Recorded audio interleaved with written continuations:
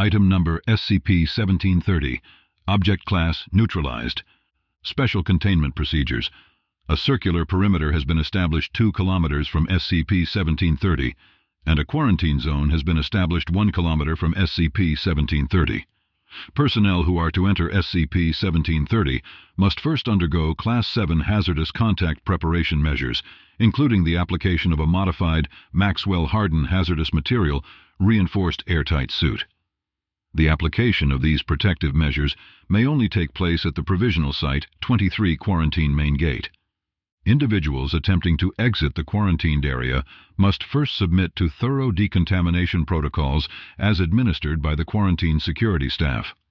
Individuals failing to meet the quarantine extraction parameters are to be held for further decontamination, or in the event decontamination becomes unfeasible, termination. Containment Update. Dangerous biological and cognitohazardous entities have resulted in high casualties of security rescue teams. Mobile Task Force Zeta 9. Mole Rats has been assigned to all current exploration efforts. Containment Update. Due to the events detailed in Exploration Log 7, all future exploration of SCP-1730 has been suspended indefinitely, pending Overseer approval. Containment Update. February 1, 2016. Due to information gathered by Foundation surveillance teams, exploration and recovery efforts into Site-13 are no longer indefinitely suspended. Details will be available on a need-to-know basis. Assigned mobile task force units will be alerted by their superior officers. Containment Update, May 15, 2017. Mobile Task Forces Apollo 3. Game Wardens and Tau-5 Samsara are activated and assigned to exploration of SCP-1730. See Addendum 1730.8 for details.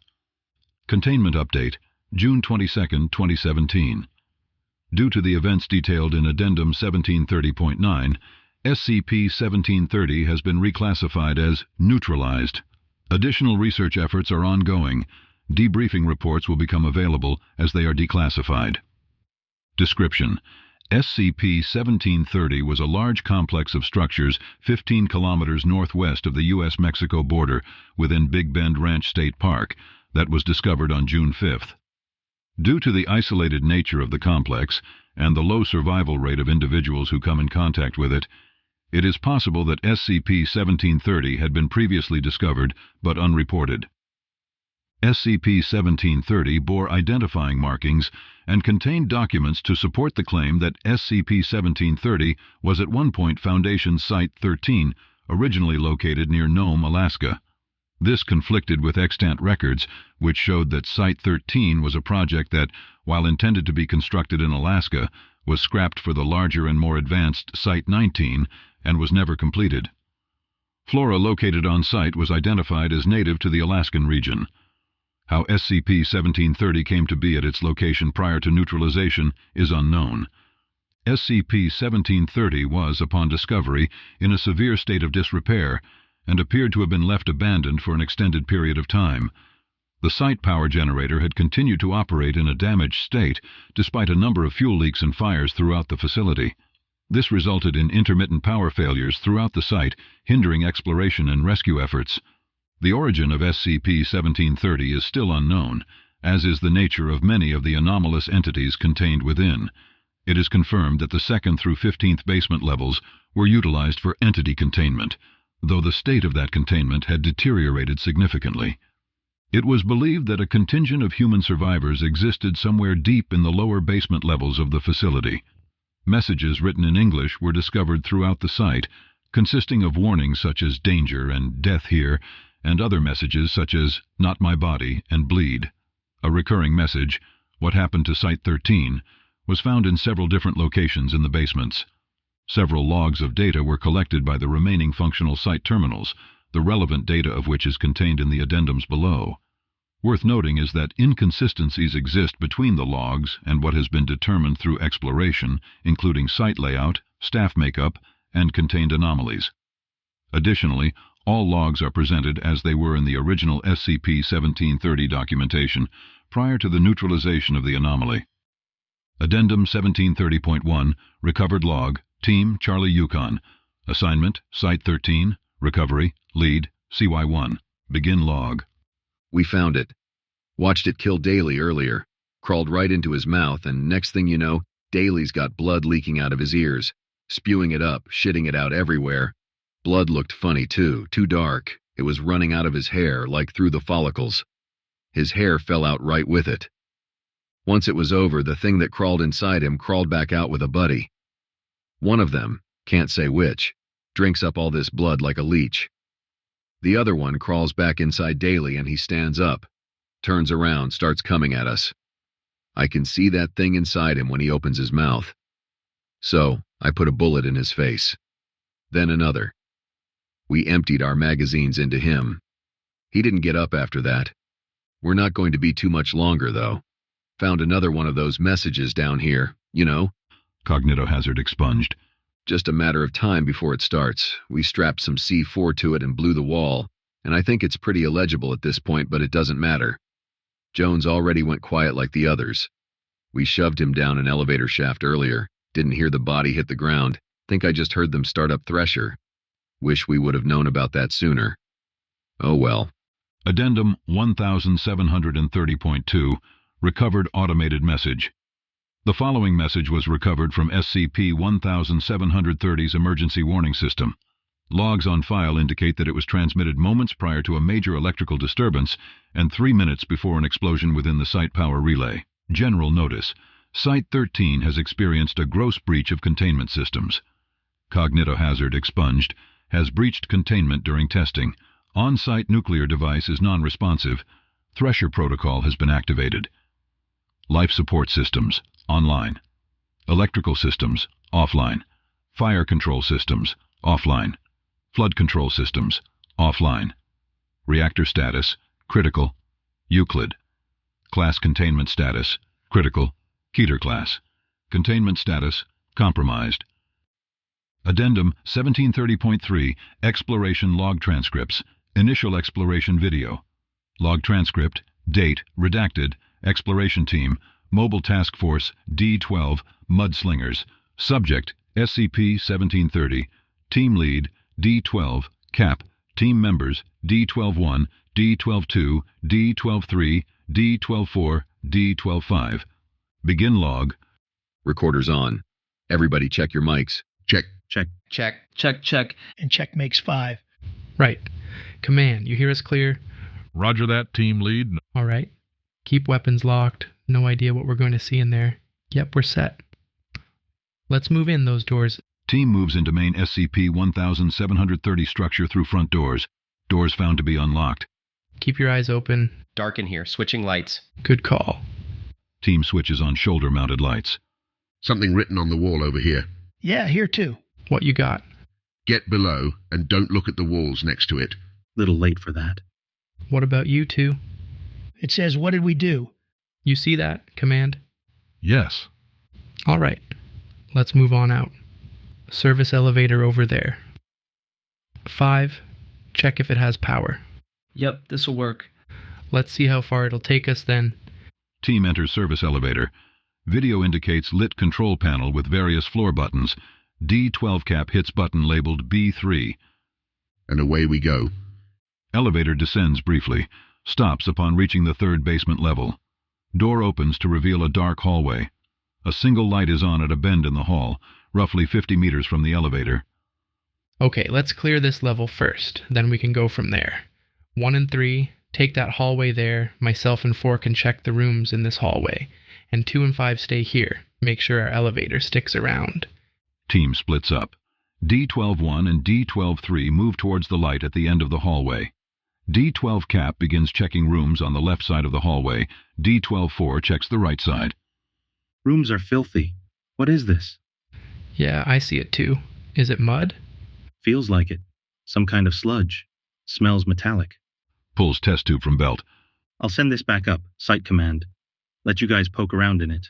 Acknowledged. Try and keep out of it as much as you can until we figure out what it is. Sure thing. We're at the end of this hallway.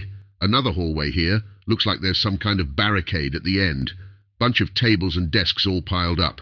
Can you approach the barricade one? D-12-1 and D-12-3 approach barricade. More of the sludge in this room. Caked on the walls. Found a body. Hang tight, 1. Don't move. I'm coming to you, D-12-4. D-12 Cap enters the room. A visible humanoid body is seen half submerged in the thick black material in a corner. The head and neck are not visible. Yep. Any kind of identification? He's got a spot on his belt for a badge, but it's missing. Looks pulled off, maybe to unlock a door somewhere? Maybe. Go ahead and proceed, 1. Cap, more bodies here. That sludge is all over the back of this barricade. Shit, that one moved. There's something else in this pile. Get a light on it. Moving your way, guys. Right there. Gunshots. Report, guys. We're getting to you. Thing crawled out of one of their mouths. Some kind of snake, I think. A lot of teeth. Can't really tell what it is now. Look here. You hit that body, see that? It's hollow. D-12 Cap and D-12-4 arrive at barricade. You seeing this, Command? Affirmative. All right. Watch for that, then. I guess. Weapons hot, if they aren't already. Aye, aye. Let's head back to the elevator, see if we can't get down to the next level. Is that door on? Yeah, I thought so. Let's just do that, then. D-12 Cap, D-12-1, D-12-3, and D-12-4 move back down hallway. Wait a second. Didn't this turn left earlier? Sure did. Where's the elevator? 2, 5. You read me? Here we go. Shut it. All right, shit. Command, you read us? Sure do, Captain. You got a read on 2 and 5? Should be about 45 meters to your 12. There's a wall here. Looks like it's always been here. Either we're hallucinating or the building is doing something fucky, either way. Can you get a hold of either of them? A moment. Site Command attempts to communicate with D-12-2 and D-12-5, neither of whom are responsive. No go. Ah, shit. Let's find a way up and get out of here then. D-12 team proceeds down hallway. Notable, hallway is much longer than any on any recovered schematic of the site. Got something else on this door. What's that? Says silence. We trying to check this. Is this a containment cell? That's just an office door. This whole floor just looks like offices. All right then. Get in there. D-12-1 attempts to open door. It's locked. I can't get it open. Knock the door down then. You hear that? 1, 2, It sounds like somebody shushing. 3. D-12-1 kicks door down. Video records 3 frames of a naked human with what appears to be fire burning out of its ears, staring fearfully at the door. Fuh! There is an intense white light and the sound of searing meat. All camera lenses are damaged and become non-functional. All microphones except for that on D-12-3 stop working. What happened? Captain? D-12 team? Site Command attempts to communicate with D-12 Cap for an additional 30 seconds, before realizing that D-12-3's mic is still operational. D-12-3, can you hear us? D-12-3? Static, and then the sound of slithering. D-12-3? A cry, then the sound of choking. This continues for 43 seconds, and then the sound of liquid leaking, then pouring, accompanied by the sound of expulsion. Large, wet objects can be overheard hitting the floor. A dull, low approaching sound accompanies this. Mike cuts out suddenly. D-12-3? Shit. Oh shit. Hey, Site Command. Jesus Christ. What? D-12-2, where are you right now? By the elevator. We assumed our radios had stopped working down here. We're just waiting for them to get back. The rest of the team is compromised. Hang on, we're trying to establish a link to your video. No need for that. It's probably just interference. Can you send a team down here to get us? Hang on, video coming up. Don't... Got it, you... Mounted cameras on both individuals do not show the hallway they had been standing in, but what looks like a large utility room. Boilers are visible in the near distance, and a wall appears to have been caved in. D-12-2 appears to be hanging upside down, facing D-12-5, both of whom are stark white and unmoving. Their faces are covered in blood that looks to have originated from their mouth, nostrils, and eyes. A large object is seen moving quickly behind D-12-2, accompanied by the sound of slithering from many different sources. D-12-5 opens his eyes. 2 frames later, the video and audio feed cuts out. No additional responses are picked up from the D-12 team. End log. Initial exploration video log transcript. Date, redacted. Exploration team, Mobile Task Force Y-24, Gulliver's Travelers. Subject, SCP-1730. Team lead, Y-24. Cap. Team members, Y-24-1, Y-24-2. Notes. Initial exploration of the main site structure proved too dangerous for an additional attempt without additional resources. The only remaining mobile task force on hand was MTF Y-24, a three-man team who was charged with entering the site power station and assessing the damage. Begin log. Coming online. Video and audio feed for all three members comes online simultaneously. Ahead of them is the entrance to the SCP-1730 power station. You can hear us? Affirmative. Good. Anything else we should know? Thermal scans read one of the cores as being superheated. Might be on the verge of an explosion. Stay as far away from them as you can. You can use the micro-drones if you need to. Don't worry about trying to get them back. Right. Okay, good. Let's get on. Y-24 team enters power station. First room appears to be a security station. There's our first problem. Doors are locked. These are pretty solid too. Is that glass bulletproof? Check it. Loud thump. Guess that answers that. Command, are we cleared to use explosives in here? Negative. Structure's pretty weak all over. You'll risk caving yourself in. Well, there's no other way in. Hang on. We have anybody on site with a level 4 clearance card? One that can override breach lockdowns? Dr. Edwards is with a team over at the containment bay. No. It would have to be somebody older. Edwards has only been around 10 years. Somebody who has had the clearance for a long time. Stand by. Director Jameson is currently on assignment at Site 65. That's 3 hours from here. We won't... No, you've got the right idea. Get Director Jameson on the phone, Command. Ask him what his clearance code was in... When was Site 19 built? 1960 or... Stand by. 10 minutes pass, extraneous logs removed. All right, you ready? Go ahead. Redacted. Well, I'll be damned. Hello, Researcher Jameson. Will you look at that? We'll send the director your regards. Please do. Good work, one. Let's get in here. Team enters power station main concourse. Can you see the damaged core? No, they all look fine. Let's switch to the thermal lens. There it is. Are we missing something? That core looks fine. We need to get closer to it, guys. Right. Releasing microdrone, Command. Y-24 cap releases microdrone. Drone approaches power station cores and begins to circle them. 12 cores are accounted for, 7 of them damaged beyond repair. 3 have not been brought up to power, and 2 are operating at full capacity. One of the 2 is the superheated core, which aside from its abnormal temperature, shows no other sign of damage. It looks fine. Can you get closer to that, Captain? Sure. Y-24 team approaches the superheated core. Temperature readings begin to rise as they grow closer. It's hot enough anyway. What's this crap? It's really thick. Is that sludge? Some kind of waste? Try and avoid that, team. Captain, can you get a vial of it on the microdrone and send it back out the way you came? Yeah, hang on. To grab one of... Yeah, you got it. Samples on the way, Commander. Thanks. Be careful, guys. Try and get around to the other side of it. I'm over here. Nothing looks... crap, look. Jesus. Y-24-1 camera shows no fewer than 10 human bodies bound to the side of the superheated core with wire. All of the bodies appear similarly to the bodies found by the D-12 team. Stark white, blood leaking from all orifices, non-responsive. Something written underneath them. Is that blood? What happened to Site 13? These lines don't run to the main structure. See here, they're running below us. Any kind of identifier? Let me see. Yeah, they're all labelled body pit. They run straight into the ground over there. Looks like we're going below then. Command, you copy all that? We do. Just received your sample back as well. Going to get a report on that in just a few minutes. All right, good. Let's get down there. There's a stairwell over here. Y-24 team approaches stairwell and begins to descend. Lighting is absent in the stairwell, and all team members switch on their shoulder lights. These doors are all hard locked. Y-24 team descends to the bottom of the stairwell. The door there is open. This has been pried open. Looks like somebody was trying to get... out? Not in. Something else written on the wall here. Screw SCP. That's polite.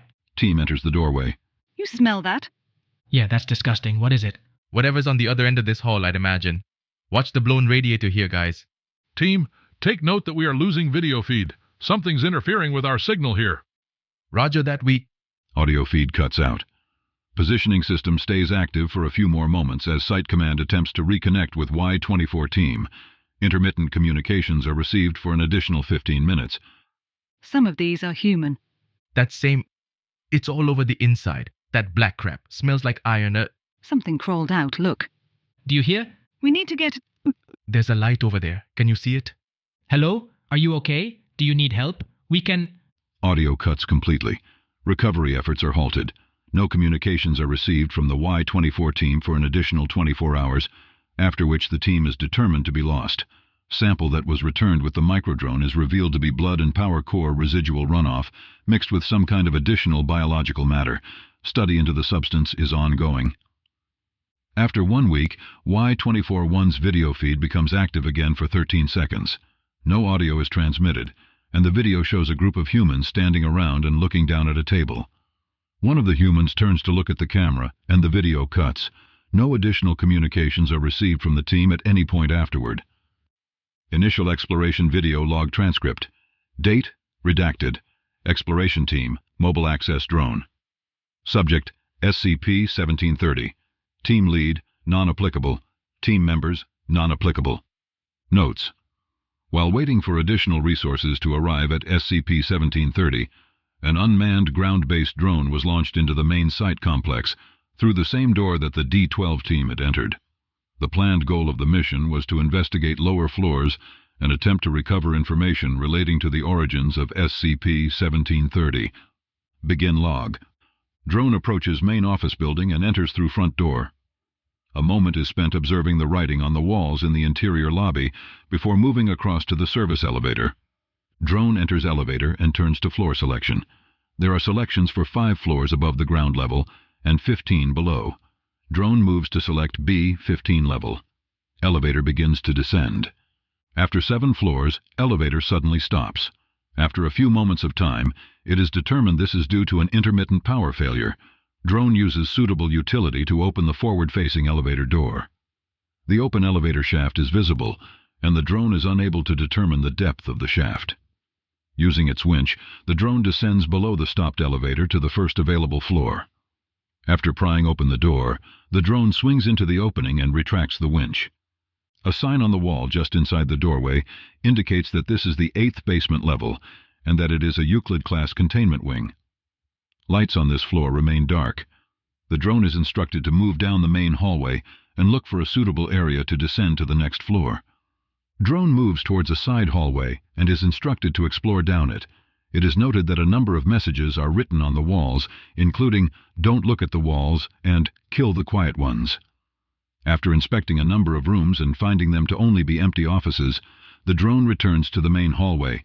Drone ceases movement upon seeing a large, vaguely humanoid entity standing near the end of the hallway.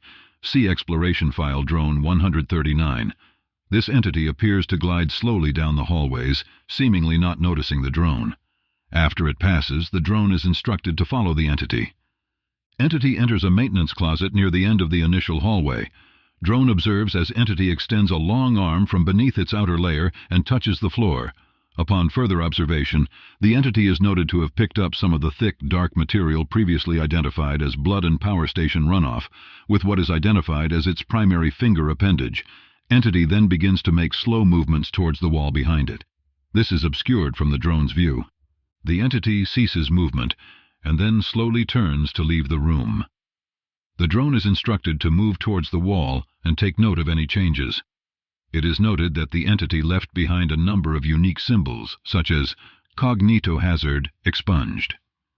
The drone takes several flash photographs of these symbols and transmits them back to Site Command. Drone is then instructed to continue to follow the large entity.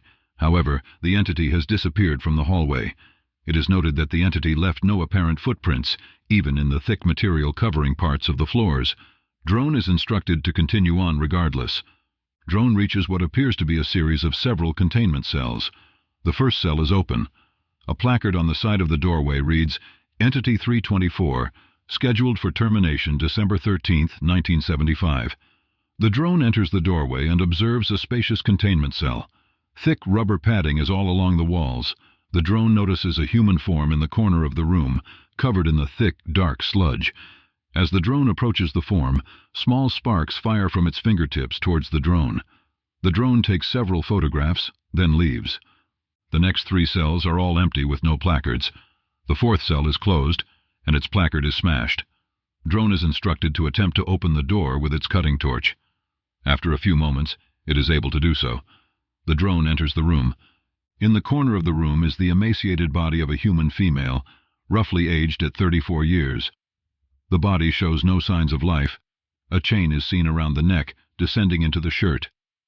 Notable is the lack of sludge within this cell, possible as a result of the inhabitant closing the door and locking it from the interior. The drone searches the corpse for an identification badge and finds one. The name reads Jack Bright.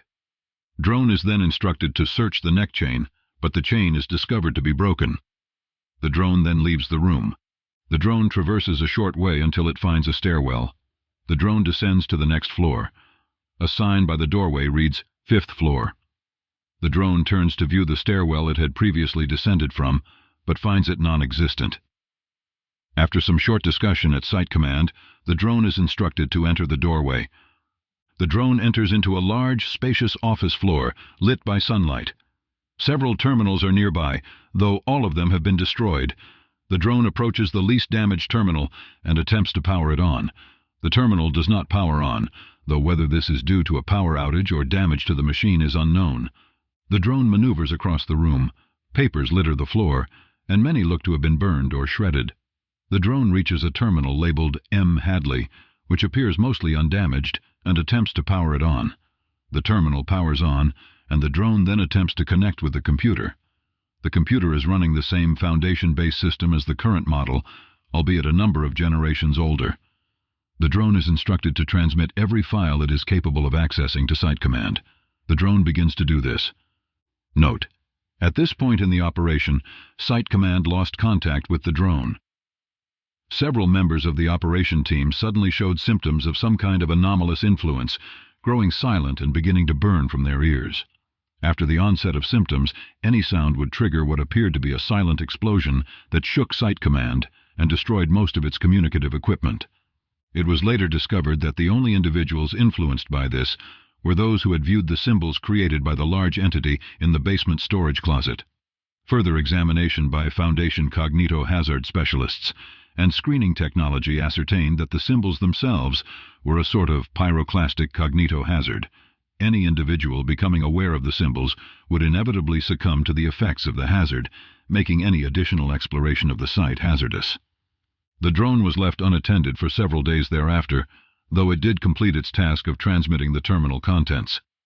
The contents of this search can be accessed in Addendum 1730.5. Attempts to reconnect with the drone were unsuccessful, and drone surveillance of the site from outside of the building showed that all of the floors above ground level in the primary structure were entirely empty. The drone was not located. Initial exploration video log transcript, date redacted, exploration team, Mobile Task Force Z9, Mole Rats, subject SCP-1730, team lead Z9 Cap, team members Z91, Z92, Z93, Z94, Z9 Sup. Notes: due to high casualties sustained by previous exploration attempts, it was decided that a team experienced in exploration of anomalous structures would be called in to continue operations at SCP-1730. To that end, MTF-Z9 Mole Rats was assigned to SCP-1730. The team consisted of 5 explorative members and 1 support member who would stay at Site Command and monitor fluctuations in local reality. Begin log. We're online. Let us know when you've got a link support. Coming up now, I'm loading your displays with what should be a pretty accurate map of what you should see in there, but... Don't bet on it, right? Like always, it's fully possible that there's a type green in there alongside the other nasties. All right, Command. What's the worst of it? There is at least one cognito-hazardous entity writing hazards on the walls. Your display should be able to filter out any and all messages written on the walls, so we don't take any chances. As for the rest, it's a containment site. Awesome. There you have it, guys. Load up. Let's get in there. Yes, ma'am. Z9 team enters the main structure, but search the upper floors first. As observed by the flying drones, the floors are empty. There is no sign of the previous exploration drone. We're clean here. How are we looking? Support. Holding steady, Captain. Nothing out of the ordinary. Pause. Tell 4 that he needs to adjust his channel frequency. I'm having trouble connecting to that module. Will do. 4. Check your frequency. You're falling out. Team descends to main level. After ascertaining the functionality of their hazard-blocking displays, the team moves towards a descending stairwell instead of the service elevator. Going down now, starting to see some of that sludge. Any idea where it comes from? Part of the mixture is power station runoff, but it's mostly blood and some other biological residue, like pus. As for where it comes from, your guess is as good as ours. Guess that's what we're here to find out. That's the one. This stuff doesn't stink like you'd think it would. Just smells like pennies. Tighten up all. We're going into the dark. Team descends several levels until they reach the 6th basement level, marked as a Euclid containment wing. Z9 Cap motions to enter the floor. A lot of bodies in here, Cap. I see 'em. Not all human, are they? Nope. They've all got that look to 'em, though, from the briefing. Blood on their faces. Stay alert, guys. Copy that. Let's keep moving. Team moves forward for a short time, investigating the mostly empty floor. Suddenly, a rumbling is heard. All team members stop and wait for the noise to end. There is a crash, and Z94 shouts. So, what was that? Came from below you. Notice any structural damage? Sure did. Floor collapsed under Randall. He's down below us. I can see him. 4. You read me? Yeah, Cap. I'm all right, but my leg is pretty busted. I don't know if I can get up. All right, stay there. We're going to get down to you. 3, you stay here with Randall. 1, 2, move with me. Let's find a stairwell down. Captain, something fluctuating below you. You copy? Z9 Cap does not respond. Site Command also attempts to communicate with Z9 Team and fails to do so. Communications continue to be transmitted from the team. Where are they? Should be on their way. Any way you can get down here? Not without breaking my legs. You sure? I think I can hear something down here. I can't hear anything. It's probably just the pipes. Damn pipes. From Z94's perspective, the floor is shrouded in darkness beyond 4 meters. The only illumination is coming from the floor above. No, it's definitely something. It's Brett. It's slithering. There's something down here. Hang on, mate. Cap, you read me. No response. Cap, 1, 2, anybody? God damn it. Brett, shit, it's right here. I can hear it. Get the heck... Gunshots. I said get the hell back. Don't shoot anything, Randall. You'll... Z94 cries out. Z93's camera observes what appears to be a black, leech-like creature, approximately the length and width of an adult human arm, moving slowly towards Z94. Z94 continues to fire wildly, causing Z93 to run behind the opening in the floor for cover. Suddenly the gunfire stops, and Z93 looks back over the edge. Randall, Jesus, The creature has now entered Z94's open mouth and is moving slowly down his throat. Z94's mic picks up muffled cries and a low grinding noise like chewing. Z93 aims his weapon at the creature and fires, missing it when Z94 twitches. Z93 fires again, striking Z94 in the arm. Captain, permission to fire on Randall. No response. God damn it, Captain. Permission to fire on 4. No response. Randall, Please. Z93 raises weapon and fires at Z94. There is another rumble, and the ground beneath Z93 gives way. Z93 falls onto the concrete below and is crushed by additional falling debris. Z93's camera and microphone disconnect. Z94's microphone continues to pick up Z94, choking and heaving for an additional 5 minutes, after which Z94 grows silent. Another leech creature emerges from his mouth and disappears. Z94 stands and picks up Z93's weapon. Z94's camera disconnects. Note: at this point, Z9 Team was in full disconnect. 2 members were assumed KIA, while the other 3 were not accounted for. After 3 hours of non-communication, Site Command contacted Overwatch Command to request a full stop to all explorative efforts into SCP-1730. While waiting for a response, Z91's microphone came back online. You didn't look, did you? Yeah, me neither. Cap, it was over there, against that wall. Is it not there anymore? I can get it open. We need fucking bullets. I think they're gone. Yeah, but I don't want to wait around for... Lower? What floor are we on right now, anyway? I thought there were only supposed to be 15. Hell.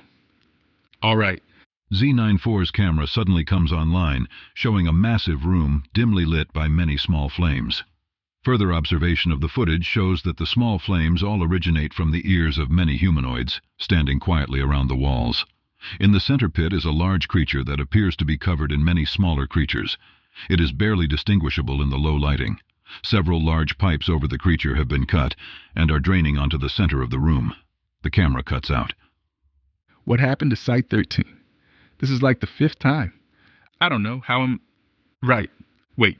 Yeah, I do too. It's coming from over there. This shit is everywhere. Look. Open that door. Shh. Z91 is silent. No, Shh. Stay quiet. We need to get back upstairs. Hey, who's that? Z91's mic disconnects. Note: with the entire team once again unresponsive, Site Command ordered an emergency termination of all explorative efforts into SCP-1730 while waiting for confirmation from the O5 Council. 4 hours pass with no response before Z9, Cap's camera begins transmitting. Microphone comes online shortly after. Z9 Cap is standing in a very tall room, looking at some kind of large and intricate machine. She approaches the machine slowly before settling over some kind of input console with a backlit screen. Z9 Cap wipes dust off of a label just above the screen. The word Thresher is clearly visible. Z9 Cap's hands hover over the keyboard at the console. Another distant sound can be heard over the microphone, later identified as footsteps. Z9 Cap turns quickly to face the darkness behind her. As she turns, her shoulder-mounted light strikes something on the machine behind her and goes out. The footsteps grows closer. Z9 Cap begins to breathe heavily and starts running through the dark. She trips and falls, and the noises begin to close in. No, screw you, get... Z9, Cap's camera disconnects. No additional transmissions are received from the Z9 team. Addendum 1730.4, recovered data from power station terminal. Accessing file, Thresher log. Dr. Hadley, as you can see, the power output to the Thresher device has been adjusted to your specifications. At your command, the reactors will surge to the full 55 gigawatts required to activate the device. Like I mentioned in our previous correspondence, the reactors will likely not survive this kind of power surge. The core dedicated to the body pit might, given its reinforced construction, but there will likely be significant damage to all the rest. Additionally, and you'll forgive me for speaking out of place since I'm not assigned to the Thresher device, but the device is still wildly unstable. The tests have been encouraging on smaller subjects, and it might someday be an applicable piece of technology, but at this moment, it is only considered a measure for very final attempts. Utilization of the device could make local reality unstable here, as well as wherever the device ends up. In other words, I hope you know what you're doing. Best of luck. Signed Engineer 242. Addendum 1730.5, collected data logs. Accessing file, ComLog 1. Dear Dr. Hadley, 340, we have received your communication, and thank you for taking the time to contact us.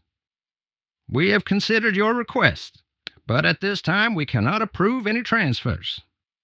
If you're at Site-13, you are there because of your superb level of professionalism and aptitude in your profession, and we cannot afford to have you anywhere else.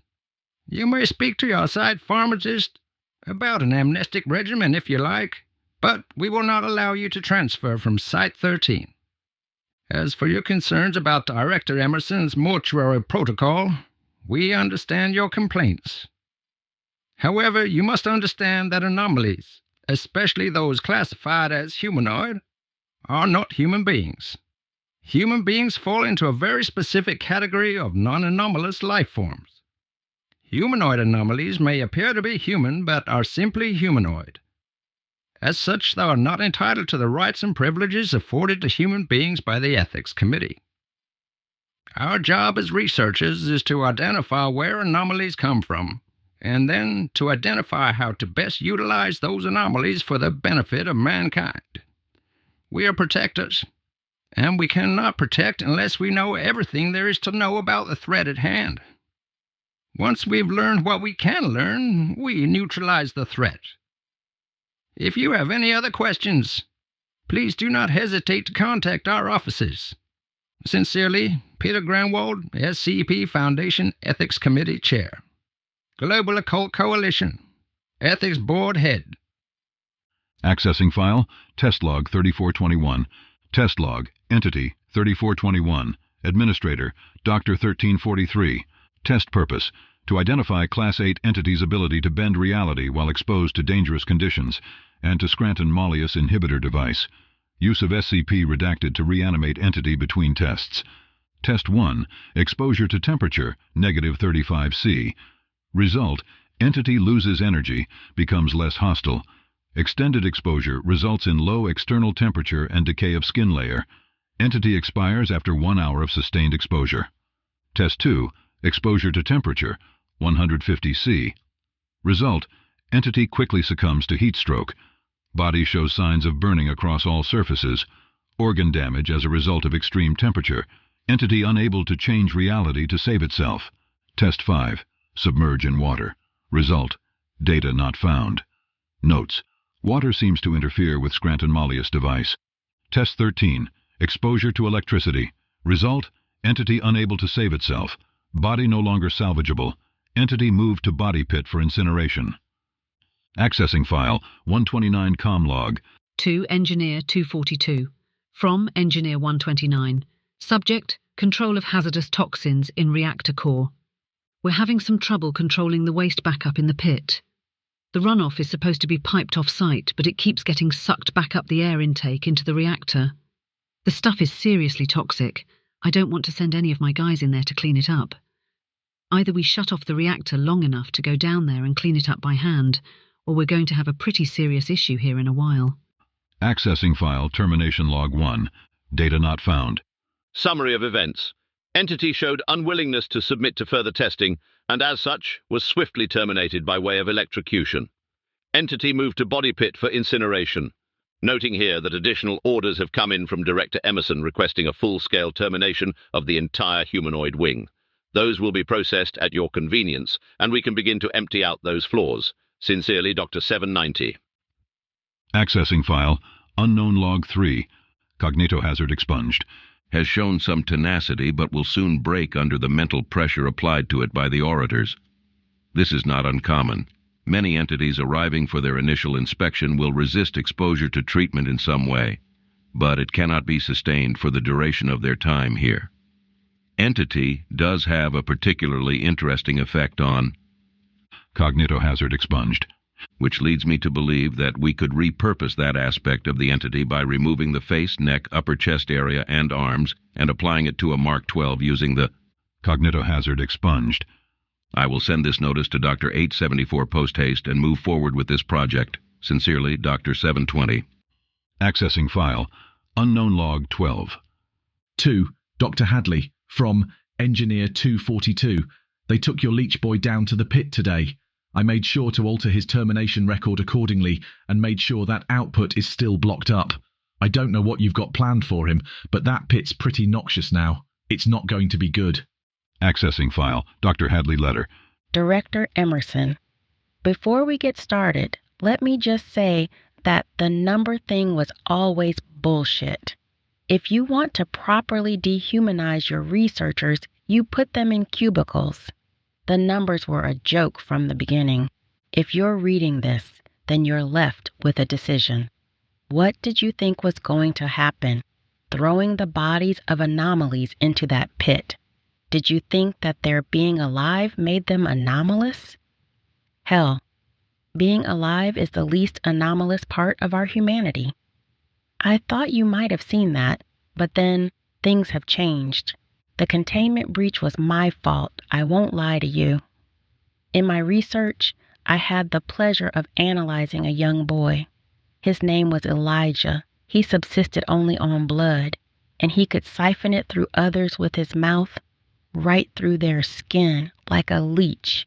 He had no mental capacity beyond 2 years, and yet he deserved the same chance to live as the rest of us. He did not choose to be the way he was. Then you decided to have him burned like the rest of them. So I modified his record. The fires of your pit won't have incinerated him, just agitated him. And that sludge that's been building up, I'm glad you cared to get it cleaned up. I'm sure you're glad too. It's pretty awful down there. Anyway, your decision. The containment breach was inevitable. And whether it was something that crawled out of the pit that did it or my hand on a button makes no difference. You have a choice to make. Either stay your course and certainly be devoured by the creatures you have been torturing for the last 15 years, or activate the Thresher device and hope it dumps you out in a more hospitable reality than your own. Either way, our world will be rid of you and your filth, and will be better for it. This is your death camp, Elliot. You made your bed, and now you get to die in it. Sincerely, Hadley. P.S. Amazing how much can change in just a few years, isn't it? All because you were chasing a promotion. Incredible. I hope it was worth it. Oh, yeah, and if you decide you want to talk this out, I'll be down in the basement with Elijah. I've got a nice warm spot for him to get set up when he arrives. You've made sure there will be plenty of blood. Addendum 1730.6. Received audio transmission. The following audio transmission was picked up on monitoring equipment on the morning of February 1st, 2016. The transmission, both speech and an encrypted signal that followed, has been repeating on a continuous loop since it was first detected. The contents of the transmission are accessible below. Begin transmission. Hello, my name is Dr. Mohammed Scott, and I am a researcher within the SCP Foundation's Site-13 Temporal Studies Division. Myself and my team were abandoned within Site-13 during a recent catastrophic event, the full details of which we do not know. We are currently surrounded by hostile entities and other hazardous anomalies. Of the original 30 members of my team, only 12 remain. To any Foundation operatives listening on this channel, we are asking for assistance. Our supplies are dangerously low, as is our ammunition. Without aid, it is unlikely that we will last more than another month. Following this message will be an encrypted adjusted VMS transmission, decipherable by standard 1980s Foundation technology. The information within that transmission will contain our location, as well as we can describe it. The transmission is wired by Dead Man's switch to myself, and will be played on a continuous loop until such time that I die. Please help us. Thank you. Encrypted information expunged. End transmission. Addendum 1730.7. Updated Exploration Memorandum. In light of recent information gathered by Foundation surveillance teams, it has been deemed pertinent to once again send exploration and recovery teams into Site-13. By order of Overwatch Command, SCP-1730's containment procedures have been updated. Mobile Task Force Tau-5, Samsara, is currently under consideration for deployment. Details to follow. Addendum 1730.8. Exploration and Recovery Log Transcripts. Exploration Video Log Transcript. Date redacted. Exploration Team, Mobile Task Force, Apollo 3, Game Wardens. Subject, SCP-1730. Team Lead, AP3 Ross. Team Members, AP3 Houston, AP3 Noah, AP3 Ohalo, AP3 Vigo. Begin log. Radio's live. Everybody good? Hang on. 60 seconds to insertion. Copy. Vigo, you good? Yeah, I got it. We set? We're good. All right, stay cool. Keep your lights on, and if you see anything suspect, hit your visors and give everyone else the heads up. Remember, the internal topography of this place is unstable, so there's a pretty good chance we'll get separated. If we do, stay put until the place stabilizes, and somebody will come pick you up. Use your broadcasters if nobody is responding, and shoot anything that moves. Unless it's one of us, probably. Then definitely shoot. 30 seconds to insertion. Houston, you take lead. Our information suggests this entrance leads down a pretty long staircase, but there shouldn't be any other doors we encounter until we hit the bottom, so we should be more or less safe until we get there. Got it? Got it. Any other questions? Ohalo, you're quiet back there. I'm good, boss. All right, that's what I want to hear. 10 seconds to insertion. Here we go. Game Wardens, you are clear to begin operation. Let's roll. Team enters SCP-1730. As expected, initial interior space is a long descending staircase. AP3 Houston takes lead. Team, we're monitoring you from here, but let us know if you hear, see, or experience anything unexpected. Copy. Team descends for 3 minutes. Interior of SCP-1730 is unlit, with the only luminescence coming from the shoulder-mounted lights of MTF-AP3. How are we looking? Pretty good. I see a door up here on the landing. I see it.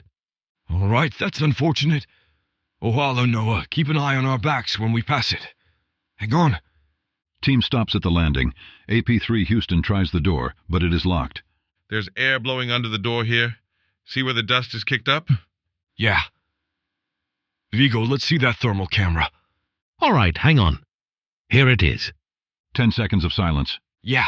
No, I don't. Radio static. Not even going to begin to screw with that. Let's keep going. Team lead, you copy? Is everything all right? Yeah, we're good. Still descending up. Affirmative. Just got some static. Wanted to make sure you were good. Team continues to descend for 3 more minutes. Light, look. Yeah. Command. There's a light up ahead. Might be our exit. Eyes open. Team descends for 2 minutes. Crap. Whoa, what the heck is that?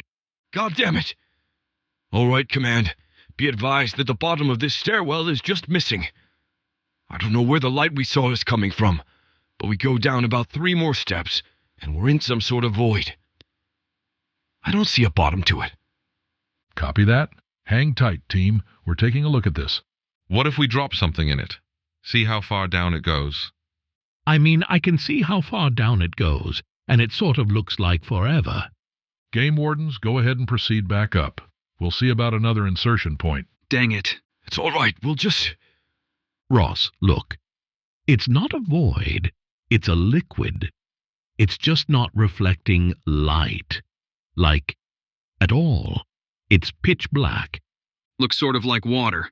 Hang on. Yeah, we're not going to mess with that either. Command, how far are we to the bottom? 1 moment. You're about 15 meters below where we expected the stairwell to end. Stellar. The topography is off here. Let's head back up a ways and see if we can find a different exit. Team lead, hold position for a moment. We're trying to determine your location right now. Hey, Chief. Hold on. No, look, it's... Shut up. Oh, crap, it's rising. All right, boys, time to go. Black liquid begins to quickly rise behind MTF-AP3. Team moves quickly up the stairwell in relative silence. It's gaining on us. Come on! Jesus Christ, Houston, grab him, Ross, help! Don't... My legs, There's another door up here. Hurry! Hang on. Team enters door on the next landing. Door is slammed closed. Holy Jesus, what happened to his legs? Houston, are you... wait. What? What's happening? Do you read us? Yeah, sorry, Command. That all happened quickly. Houston fell coming up the stairs and his legs got covered in that... stuff. And now they're just gone. One clean cut, like they weren't there. I can actually still feel them, guys. Like, I can see they're not there, but it doesn't hurt, and I think I can stand up. What the hell? AP3. Houston proceeds to stand up. He is missing his legs from his knees down, but appears to be floating, as if they were still there. AP3. Vigo waves his hand underneath Houston's legs, which passes through the space unimpeded. All right. So there's that. You aren't hurting, Houston. Nothing feels different. Okay. That's crazy. Command, do we know anything about this? Negative. All right. Let's keep going then. Command, it looks like we're in a maintenance hallway or something similar. We've got pipes running up and down the walls, gauges and such. It's pretty warm here. There on the wall. What happened to Site 13? It's a recurring phrase that keeps showing up written on the walls here. Command, do we know that's not a meme? It isn't. None of the studies we ran uncovered any anomalous effects related to that phrase. We're still not sure why we keep finding it, though. Noted. Down this hall. Team continues in silence for 4 minutes. During this time, AP3 Noah's camera disconnects suddenly. This information was not promptly relayed to the task force. There's something up ahead, see? There at the corner. Is that a person? Approach with caution. Safety's off. Team approaches target in silence. Upon reaching target, video feed shows a severely disfigured, rotted human corpse, age unknown, partially conjoined to the wall behind it.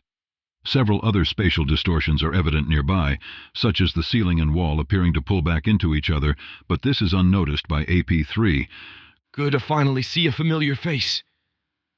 Guys, it's just Zachary. Thank God. Zachary, how'd you get down here? Us too, man. This place is screwed up. Look at my legs, man. Look at this crap. Team lead, please be advised that you are under the effects of a powerful cognito hazard. We are attempting to upload a filter to your scramble visors. One moment. Nah, Command, it's all right. It's just Zachary. We go way back, don't we, buddy? AP3. Vigo playfully punches the corpse, dislodging its jaw. The corpse does not respond. Zachary, we're looking for some other people trapped in here. Do you know how to get to the lower levels? Crap. Okay, so wait. What's below that? Nah. Dang, he's right. Where's Noah? The team turns, and AP3 Noah is not seen. Zachary, stay here. Noah, do you read me? Noah, it's Ross. Do you hear me at all? Command, where is Noah? That's uncertain, Team Lead. Be advised, the upload is complete. Please restart your visors for the filter to take effect. Team restarts their visors. There we go. What was it that... Oh, gross. Command, there's a body in the wall down here. Looks like it's been fused into it or something. Our visors are ticking like crazy, too. Acknowledged, Team Lead. Proceed. Wait, look, back there. You see shimmering? Is that gas? It looks like a gas leak. No, look at the floor. Look behind it. Approaching MTF-AP3 is a shimmering, transparent humanoid construct, apparently the source of the spatial anomalies in this area. As its feet touch the ground, the floor begins to warp within space around them, stabilizing after the entity passes by. MTF-AP Noah is visible hanging behind the entity, though the nature of the agent is uncertain, as the spatial anomaly he is caught in appears to be extremely severe, and very few of his features can be made out. Noah is seen attempting to move slightly, but continues to be twisted by the anomaly as it moves. Shoot it, goddammit! Open fire! MTF-AP3 fires on the entity. As the bullets approach, their trajectory changes, and they twist and spin around the entity before falling harmless on the floor or lodging in the ceiling. This isn't working, Chief. AP3 Vigo is seen turning and attempting to pull away from an unseen force. From AP3 Ohalo's camera, a long, shimmering, transparent appendage is seen stretching towards AP3 Vigo, abstracting the wall closest to it as it moves. It wraps around AP3 Vigo's left arm, which begins to visibly distort. Vigo screams, Houston, the anchor. Oh, yeah. AP3. Houston produces a miniature, portable Scranton reality anchor, which he powers on and lobs towards the entity. There is a flash of red light, and for a split second the entity becomes visible as an extremely disfigured, grotesquely elongated humanoid, which exists for only a second before the spatial distortions surrounding it are anchored and violently reset, creating a massive pressure wave in the confined space. The team is momentarily incapacitated. Oh, my arm. AP3. Vigo's left arm is bright red, but otherwise unscathed. AP3 Ohalo assesses it. The color will go away. That's just the anchor cooling down. You good? Yeah, I'm all right. Thanks. Jesus. Noah, are you there? Can any of you see Noah? Ross, here, look, in the wall. As dust clears, AP3 Noah becomes visible, partially fused with the wall, ceiling, and floor across 10 meters of hallway. The agent is unmoving. God. Command? Do you read me? Hello? We read you, Team Lead. We've lost Noah. He's in the wall. Do you want us to proceed? One moment. Team Lead, do you feel as if returning to the surface will be more dangerous than continuing your mission? I have no way of knowing that. We have no way of knowing what's in here. Everything in here is so messed up, it's incredible. I don't even know if we can get back, if we wanted to. None of the other teams have they? That is correct. Honestly, whatever happens down here can't be any worse than whatever we'd see on our way back. Probably doesn't make a difference. Whatever. Let's keep going. Affirmative.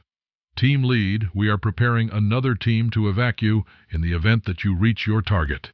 Insertion time is in 4 hours. You're sending another task force in here? What idiots volunteered for that gig? Samsara. All right. Cool. I copy. Team continues on for a short time, unimpeded. They pass through several other areas, including a ransacked infirmary, a cafeteria space melted into slag, and a wing of containment units identified as Olympia class that are no less than 100 meters in height. Eventually, the team enters a room off of the main hallway that appears to be a telecommunications center. A single television is illuminated on a wall across from them. This is weird. Stay cool, guys. Search this room, see if there's anything we can collect that they could use topside. These terminals have power. I'll collect a backup. There is a sound on the other end of the room, like static. O'Hallow and Houston move towards the illuminated television. Is something broadcasting through this?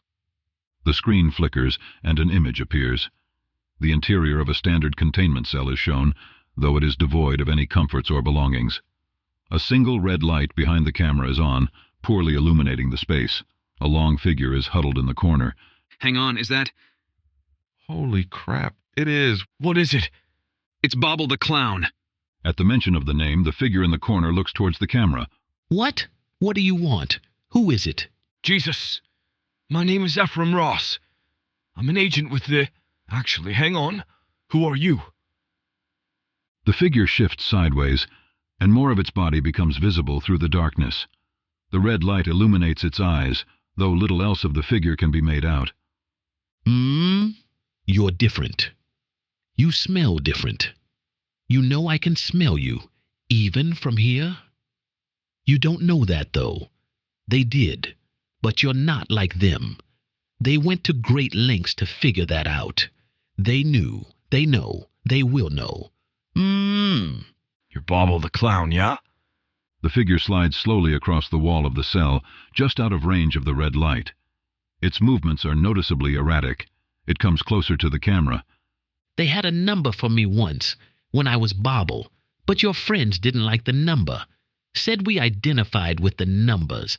I am not Bobble, but I am a thing that used to be Bobble. You're not where you're supposed to be, gun buddy. You don't match the air in here. You're out of place, just like I am. Just like we are. Uh-huh. What happened here? Daddy Emerson played a tricky little game with the strings of the universe. He walked on them like a tightrope, and was surprised when he fell. Tricky little Emerson. Didn't just want boxes. No. He wanted boxes full of ideas. Ideas like pain, horror, death.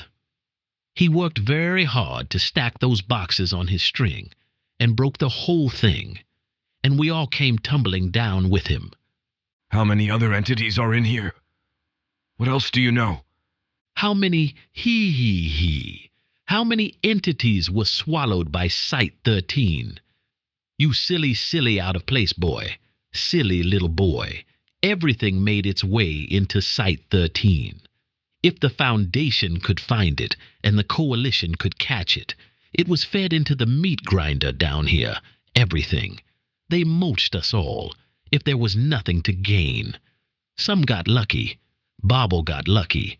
Stuffed in a funny box and played with, toyed with, experimented with, to see what sounds we made when we wanted to die. Others were not so lucky. They burned the library, you know. Held it upside down like a can of soup and let the contents run out into the furnace and burn the whole place up. They did other things, too, worse things. Daddy Emerson liked it. He watched it all, every time. Got his jollies off watching it. Worse things? The unidentified figure approaches the camera and comes fully into view, illuminated by the red light. A significant portion of its body is distorted by video static that moves as it moves. This static appears to be cutting into the tissue of the figure's body, creating large lacerations that ooze a dark yellow fluid. As it moves, the figure appears to be sloughing off large portions of its mass, which are replaced with static. Half of its face sloughs off as it nears the camera, and one eye becomes shrouded in static. Every worse thing. Chief, we're picking something up on the radio. I think it's the survivor's signal. We must be getting close. All right, let's keep moving. Have fun, boys. Don't let the dead bugs bite. If you see Daddy Emerson down there, screw him to death for me. AP3 team passes out of the telecommunications room and into the main hallway. Following the strength of the signal discovered by AP3 Vigo, they near an area that appears to be a cryogenic containment unit, similar to those utilized in the defunct cryogenics Y-wing of Site-19. As they pass through this area, Command loses the signal of each member of the team, with only intermittent static being broadcast. This continues for 30 minutes before a signal is received again. Command, are you there? Do you read me? Houston, we read you. Are you all right? Is everyone all right? Oh shit, thank God. We've been trying to reach you forever. Yeah, we found the survivors. They're holed up down here in... I don't know what you'd call this place, but it's not conducive to habitation. We're looking at 20, maybe 30 people. We found some other agents of ours, too. A few mole rats, and a guy from the Travelers. They all ended up down here. Are you prepared to evac? Yeah, so... That's not going to happen the way I think we wanted to. Not currently. It's a whole lot worse here than we had anticipated, Command. I don't know how they ever locked some of this stuff up, but suffice to say that every single containment cell is broken open, and this shit is real. Like, really real. We keep hearing things down the hallways nearby. I think whatever is out there is looking for us. I think they're angry. If they find us, we don't have the bullets to keep them down, let alone get these people out. Where is Ross? He's been trying to get some defenses ready with the others, in case they come tonight. It's not looking good, you know? I don't know if you guys have a backup plan, but we'll take any ideas. How long have you been down there? Maybe 3 days? Affirmative. Apollo 3 team, be advised that we are activating and inserting Tau 5 for rescue and recovery. Tell them to hurry. Extraction and recovery video log transcript. Date, redacted. Exploration Team, Mobile Task Force Tau 5, Samsara. Subject, SCP-1730. Team Lead, T5 Irantu. Team Members, T5 Munru, T5 Onru, T5 Nanku. Notes. The following is an audio-video transcript of an extraction and recovery mission carried out by the members of Mobile Task Force Tau 5, Samsara, after contact by MTF AP3 game wardens with human survivors within SCP-1730. The AP3 team had requested assistance in extracting the survivors due to the large number of hostile entities within the site. Each member of MTF Tau 5 was outfitted with a number of cybernetic enhancements per the specifications of their design, including arm-mounted incendiary cannons, shock-absorbing leg extensions, heat-resistant plating, built-in scramble adaptations within the eyes, and others. Tau 5's insertion point was a drainage gate near the secondary entrance that the AP3 team had inserted through. Begin log. We're plugged in. Site command, do you read me? We do. 60 seconds to insertion. So, how dangerous should this mission be considered? Not a single person they've sent in has come out yet. Considerably. Acknowledged. This should be engaging. Team, check your optics. The last thing we need is somebody succumbing to a mimetic hazard. Understood. I'm good. Also, good. I'm good. Good. Remember, all we're looking to do here is extract the survivors. We're not attempting to contain anything, so if you see something nasty, put it down. As always. I don't need to be convinced. Team, you are 10 seconds to insertion. Tau 5, you are cleared to begin extraction and recovery. Let's go. T5 team enters SCP-1730 through a drainage gate under the secondary office structure. Each team member activates their shoulder-mounted lamp, illuminating the tunnel. After a short time, the team reaches another gate. Several large drainage pipes are visible behind the gate. Look, up against the gate. Bodies. No fewer than 20 charred humanoid forms in varying stages of destruction are pushed up against the bottom of the gate. Several arms are pushed through the grate and are reaching out towards the tunnel. These look very burned. Where do you think they came from? Hard to say. I can't imagine they would have made it far in this condition. There's an incinerator near here, right? Near that body pit we keep hearing about? Maybe they came from there. An incinerator? As good a place to start as any. Let's get into those pipes there. T5 team cuts through the gate and scales the wall behind it to the largest of 3 drainage pipes. Team continues on for a short time. The temperature is rising. I noticed it as well. We must be getting close. We're descending right now, too. This is strange. Shouldn't a drainage pipe run out, not in? Maybe. Maybe it's affected by the topographical abnormalities. Likely. Irantu, the wall is weak here. I can hear echoing on the other side of it. What's over there? Hang on. A hallway, I think. I see. All right, we'll split up here. Munru, you and Nanku see where this tunnel lets out. Onru and I will go through this wall and see what's on the other side. And if we get killed? Don't get killed. Understood. T5 team splits up, with T5 Nanku and Munru following the drainage pipe towards the source of the heat, and T5 Irantu and Onru going through the thin wall to the hallway beyond. Irantu and Onru manage to break down the concrete wall between the drainage pipe and the hallway beyond. Within the hallway are several bare offices, barely lit by dim overhead lights. The entire area appears to have been abandoned for some time. Irantu and Onru look for an elevator or stair access, but find nothing. After a short time, Onru finds a door that opens into a control room. A large glass observation window is obscured by some dark material. Many of the controls in this room have been destroyed. This is the control room for the incinerator. See? It says incinerator number 1 over there, and below it, it says body pit access below. I've never heard of a furnace that needed its own control room. What's blocking the window there? Blast shields? No. Approaches the window. These are bodies and garbage, refuse, congealed and coagulated. Look, you can see faces. I see it. Our intel said that one of the engineers had blocked up the drainage pipes out of here. Nanku and Munru are probably going to run into that. I wonder if there's another way down from here. I thought we'd be able to go down through the incinerator. Hang on. Onru proceeds to look over the controls on a relatively undamaged controller near the observation window. As she does, Nanku and Munru appear at the door. It's blocked.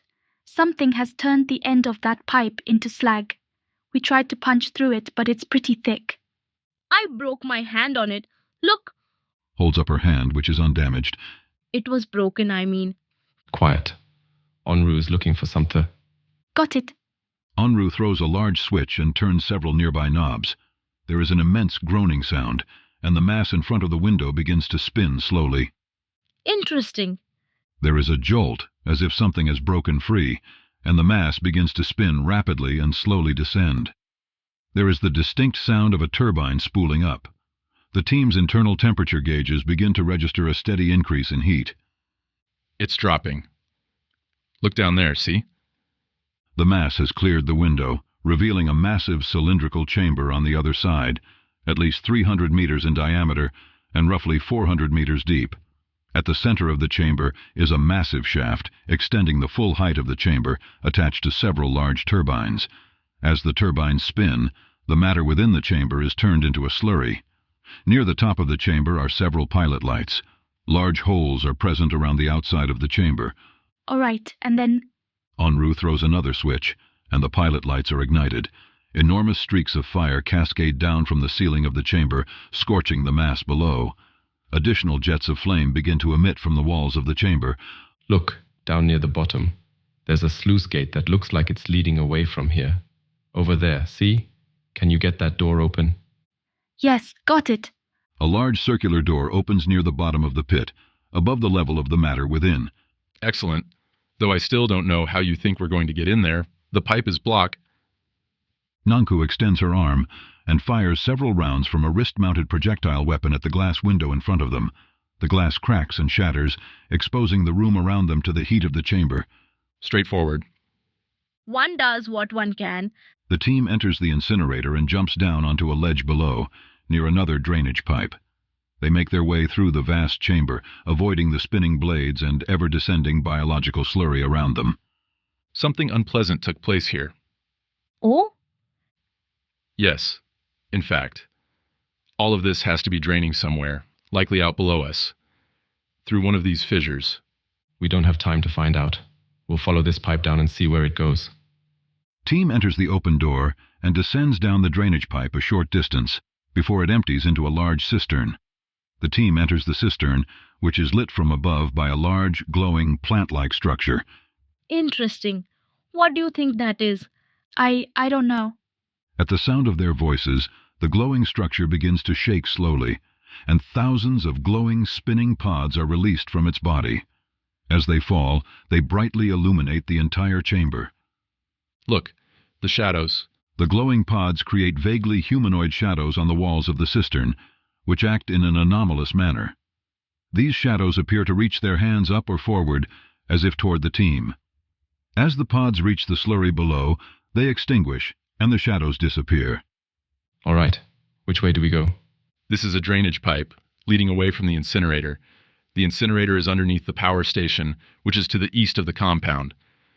So far as we can tell, we need to go northwest from there, so... Hang on. Look over there. At what? At the wall. Something is seeping through it. Was that there before? No. Approaches the wall. It's black and shiny and definitely seeping. Something is pushing through. What does that mean? What is it? Drainage? Unlikely. It's probably runoff from the reactor, or... Approaches the wall. No, it's blood. It's leeches. What? Look. Enru points at a spot on the wall, illuminated by their shoulder-mounted lamps. At that spot, a thick flow of black fluid is seeping between a crack in the wall, and something small is wriggling within the crack. The team zooms in on the spot, revealing a small, writhing leech pushing its way through the spot. It breaks through and falls to the ground. Huh, it's a leech. What does that mean? Nothing good. The small leech moves towards the biological slurry at their feet and begins to ingest it. As it does, the leech slowly begins to grow in size. More of them. In the wall there, pushing through. The team looks back towards the wall, where several spouts of black fluid are beginning to pour through various cracks along its surface. Several more small leeches are squirming through these cracks. Enru, what do you see? There's something below us. It's huge, covered in other people's blood, reaching up towards us. These are like fingers. They all communicate back to the host, bring me a leech. What? You're kidding. No, bring me one. They're telepathic. They're communicating that way. I need a leech. Irantu moves across the room before grabbing a leech off of the ground. As he pulls it away from the liquid, it struggles and squirms, biting several large chunks out of his hand. Peculiar. Pauses to look at the leech. Here. All right, one moment. Enru extends her left hand towards the leech, which opens up to reveal a series of long, delicate, metallic rods with pointed tips. She maneuvers the rods into the flesh of the creature, near the base of the brain. There. Let's see. They heard the incinerator activate. They're hungry. They're coming up here to eat, a lot of them. The host is down below us, but I can't see that far down. If I look at the neural activity of the entire network of entities, I can map out the areas they're in. Let me see if I can do something with that. There we go. You should all have it on your retinas now. Clever. So, we're looking at a map. It seems too distorted to be a map. Ongoing topographical changes means that despite the changes in the structure of the site, it's all still located within our local reality. It's just unstable. Do we know where this thresher device is? Probably something to do with this section here. If you follow a logical structural design plan based on the evidence provided in this map, there should be a whole extra wing here, but there aren't any of the leeches down that way. Yes, I can see conduit running to that area. That's where the thresher machine is. What about our recovery? This area here. Several corridors lead to a large research wing, but most of them have been blocked off. Every now and then, one of the ends of the network goes dark here. The survivors are in there. What's the fastest way in from where we're at now? One moment. 3 paths to choose from, each with different potential hazards. The first takes us further down this pipeline until we reach a waste treatment facility within the plant. This is the longest route, but from that facility, it's a fairly direct shot towards the survivors. The second path drops us into another cistern below this, which leads directly to this large chamber here. The leech is in there. I can hear it right now. It's wondering why this one hasn't come back. And the third? The third route takes us through this area here, which is queer. I can hear the leeches as they move around the site. They're noisy, uncoordinated, acting on impulse and without much finesse. But in this area, they're all very quiet. They go in and out for something, but they do it very, very quietly. Look at this leech. It's the size of a cat already. Are there any other entities in there? I can't tell. The leeches follow a single path in and a single path out. They don't stray from it, and they don't look around. Which is the fastest path? The last one is the fastest. We follow this tunnel towards a service door and follow a staircase towards the bottom. Once we're there, there's another hallway off to the left that takes us past that area, or through it, maybe. And on the other side is the back entrance to our research wing. All right.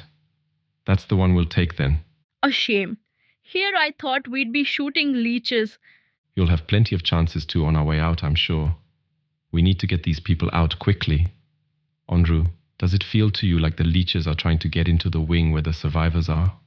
Yes, there is plenty of blood in this site, but not all of it is still warm. They'll be coming for them soon. Team leaves cistern and follows drainage pipe west.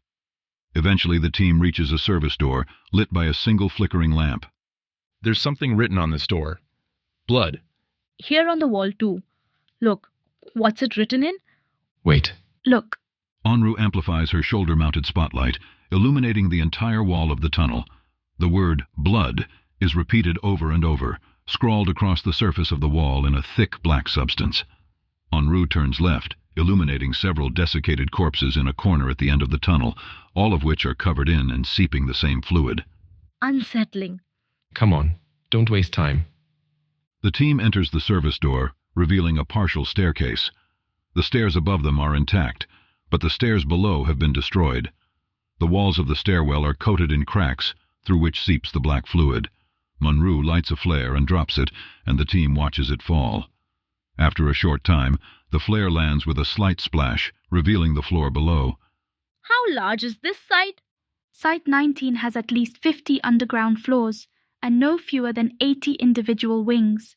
Considering what we know about Site 13, it's likely that there are at least twice as many of each, if not more. The Euclid-class containment cells alone are as large as the entirety of Site 81. Which means there could be worse things down there nobody has seen yet. It's almost a certainty. Irantu leaps from the landing and lands near the flare, his implants absorbing the majority of the impact. The rest of the team follow suit.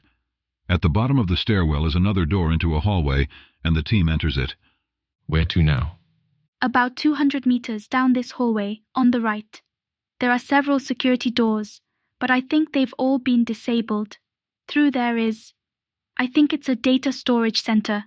It's big, and lined with vents that lead to the cooling towers at the surface. Where do the leeches start acting strange? In there. Wonderful. Team moves down the hallway, Nanku at point, flanked by Onru and Manru, and Irantu watching the rear. As they pass, they check each door to see if they are locked. Most doors lead to network maintenance areas, though notably one door leads to the telecommunications room previously visited by the AP3 team. One screen on the far wall appears to have been busted from the inside out. Look here. This is the door to the server area. What's that door there? It's marked as stairs to cryonics. If I had to guess, I'd say it probably goes up to the next levels, and it's seated right on top of this room. Acts as insulation for the data center. Can we go through it? Which way is faster, Onru? The only way I can see is through the server room. There weren't any leeches up there. That is very strange. There are certainly plenty of access points to that room. Very strange. Through the server room, then. Come on. Team enters through the door of the server room. They pass through several more security doors, all of which are unlocked. As they do so, the external temperature drops severely and stays steady at roughly -20 degrees Celsius. Irantu motions for the team to activate their internal heating coils, protecting their internal organs from damage due to exposure. As the team proceeds down the hallways into the server room, T5 Nanku's scramble optical implant begins to activate, signaling that an anomalous meme is being filtered out. However, T5 Nanku had previously disabled the visual cue for the warning on her optical overlay, instead relying on the audio cue that accompanied the implant. The audio warning does not trigger at all. It is not until the team enters the primary server room that T5 Onru realizes that no sound is audible at all, regardless of the source. Thinking at first that it might be her auditory implant, Onru removes the implant and restarts it, but after establishing that it is functioning properly, she attempts to communicate this with Irantu. Irantu motions for the team to hold and attempt to discern the source of the anomalous influence. As they do, each other team member receives the warning that their scramble filters are being triggered. Munru motions towards the door they entered through, but Irantu motions towards the back of the server area, towards the research wing. It is during this silent discussion that Nanku first notices movement across the large room. Motioning for her teammates to stay still, each team member begins to hear a quiet whining sound, which slowly grows in intensity. As they huddle up, Munru notices writing on one of the server racks, written in black fluid, that says silence, and then don't look. He motions towards the racks, and the team acknowledges it. Irantu motions for the team to move towards the far wall, and they slowly proceed between the server racks towards the back exit. Suddenly, Onru catches a momentary glimpse of a large entity across the room, and stops her teammates from advancing. She looks around the corner and sees the entity again as it comes back into view. The entity is a massive, multi-limbed figure. The primary structure of the entity is a floating, cross-legged, humanoid construct with 6 legs, 18 arms, and 36 forearms attached to 72 hands. Each limb moves independently, gesturing and posing in constant, sudden, jerking movements. The entity does not have a head, but instead has a large, flat, circular structure attached to its upper chest that is covered in a large number of symbols and glyphs, which glow with bright white light against the entity's dark gray-brown skin. On each of the entity's arms are a gold band attached to a chain, which drags the ground when not being pulled around in one of the entity's gestures. The golden bands are etched with glyphs later identified as being powerful anti-kinito hazards, though the chains are broken and the anti-kinito hazards are inactive. Most notably, a single severely emaciated, severely charred human figure is bound to the flat circular structure of the entity's head. This figure twists against its restraints and appears to be screaming, likely the whining sound heard through the entity's muting kinetohazard. As the entity performs its gestures, the glyphs on its head illuminate rapidly, often causing burns where the human skin comes in contact with them, creating further distress and increasing the volume of the whining. T5 Onru also notices that some aspect of the entity is creating a severe malfunction in her optical implants, singeing the circuits responsible for handling the scramble calculations. She looks away, ejecting the implants before they damage her retinas, and motions to the rest of the Tau 5 team to not look at the entity directly. The team acknowledges, and they continue to move forward. Suddenly, the whining becomes dramatically louder and begins to draw closer to the team. Munru drops a proximity mine from his pack, and then another a short distance away. As they flee away from the entity, streaks of blue electricity begins to arc between the server racks, and the ground beneath them begins to shift as if it was made of sand. As Nanku threatens to fall into the ground, there is a muffled wave of pressure behind them, as the first proximity mine detonates, and the ground solidifies. The team turns a corner, and the back entrance to the room comes into view. From above them, they can see a hole in the ceiling exposed to the cryonics laboratory, and briefly a complicated containment cell is visible, though it is thoroughly destroyed. The team moves swiftly towards the door, as white-hot glyphs begin to appear on the ground beneath them and in the air around them. The team manages to duck and weave through the symbols, but T5 Nanku catches her left arm on a glyph in the air, and it bursts into flames. Irantu, having seen this from his position behind Nanku, fires his weapon at her shoulder, removing the arm. It falls to the ground and explodes into a cinder. Munru reaches the door first and throws it open, and Onru follows immediately afterwards. Nanku stumbles through, collapsing on the other side, and Irantu comes up last. Just before closing the door, Irantu turns to look at the entity closing in behind them, which at this point was a barely visible blur of gestures, fiery glyphs, and an inhuman whine. As the door swings closed, Irantu zooms in on the humanoid figure strapped to the entity's head, enough to see the word Emerson seared into the flesh of the figure, as if from a melted patch of fabric. Irantu slams the door closed and immediately ejects his optical implants. The team rushes down the corridor away from the security door. and slowly the sound of footsteps can be heard around them. They reach a large open space in between several hallways and stop to catch their breath. I don't believe I know how to respond to whatever that was. What was that? I have no idea. I've never seen anything like it. There was a human strapped to its head. Did you see that? I did. I think it was shouting. Pauses and looks at the stump of her arm. I'll likely miss that arm later. You'll be all right. Just be careful. Like I needed it anyway. I've got another. Besides, Nanku swings her shoulder-mounted flamethrower to her left shoulder and detaches it so it hangs below where her missing arm should be. what was I really going to use that arm for anyway? Noted.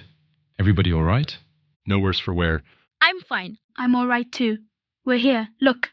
The team turns to see the hallway to their immediate east, which has been barricaded and filled with a substantial amount of explosives and incendiary equipment. Good. He approaches the barricade. Hello? This is Tau 5 Irantu. Is anyone there? We're here to get you out. Hello? Maybe we're too late. We're not too late. Hello? Is anyone there? Can you... There is a shuffling sound, and a large wooden crate is moved slightly. A dark face can be seen in the space between the crate and the wall. Captain. New connection to local transmission network. Zeta 9. Mole Rats, Captain Hollis. Oh boy, it's Samsara. They told me about you. Pauses to survey the team. You look like you've been hit by a train. Something like that. Well, come on then. We don't have much time left. Team moves towards the opening in the crates. As Munru and Nanku pass through, Onru pauses. Irantu notices this and turns to look. Irantu, look, leeches. Black cracks have begun to form on the walls of the atrium behind them, and wriggling black leeches start to fall out of them, accompanied by a thick black fluid. Oh, I see. Extraction video log transcript. Date redacted. Recovery team, Mobile Task Force, Tau 5, Samsara. Exploration team, Mobile Task Force, Apollo 3. Game Wardens. Exploration team, Mobile Task Force, Z9, Mole Rats. Subject, SCP-1730. Team lead, T5 Irantu, Z9 Hollis /AP3 Ross. Team members, T5 Munru, T5 Onru, T5 Nanku, AP3 Houston, AP3 Vigo, AP3 Ohalo, Z9 Moros, Z9 Willow. Notes. The following is an audio-video transcript of an extraction and recovery mission carried out by the members of Mobile Task Force Tau 5, Samsara, after having made contact with surviving members of MTF Apollo 3 and MTF Zeta 9. Aside from the members of the Mobile Task Forces, the team was tasked with recovering 27 surviving members of Site-13 staff, including Dr. Mohammed Scott, a Site-13 Assistant Director of Temporal Studies. Several of these individuals had sustained significant injuries, further increasing the difficulty of extraction efforts. Members of Mobile Task Force Alpha 20. Holy divers were stationed above ground and were prepared to move in to aid in extraction efforts once the recovery team had escaped the lower levels of the site. Begin log. Mic's on. Are we really worried about recording all of this? Hey, Vigo. Shut the hell up. Do what he says. Your lead, Power Ranger. Thank you. Onru has prepared an evacuation plan. I will let her explain it. Our travel paths from this position are compromised by the entity in the data center and the creature in the atrium. After speaking with Dr. Scott and his team, we have devised a route that leads us as far away from the current major threats as possible. Unfortunately, our information on all threats is incomplete. Even Dr. Scott was not privy to information on all contained entities within the site. As such, we should still proceed with extreme caution. This is likely already well understood. Yeah, just a bit. All right, so what's the route we're taking? Produces a topographical map. Our entry routes are here and here. The largest obstacles we are experiencing currently are the spatial instabilities within the lower levels of this site. On the suggestion of Dr. Scott and Captain Hollis, our route will first travel to this section of the facility, where the Thresher device is contained. This device is the cause of the instabilities, and while it is not possible to completely disable the device without risking our own lives, or the lives of above-ground personnel, we should be able to reduce power to the device long enough for us to create a stable path to the surface, following this route here. I got lost once, shortly after our insertion, and ended up in that room. I was attacked by a number of creatures that were difficult to perceive, likely due to some latent anti-memetic effects. I was able to escape them, but they're no doubt still there. That machine draws a frankly impossible amount of energy from some energy source elsewhere in the site, and those creatures I saw feed off of it. So, there's that. Why don't we send a team ahead to disable the machine and then meet up with them before heading up? We will not have enough time, and the probability of our success drops dramatically if we split up our team.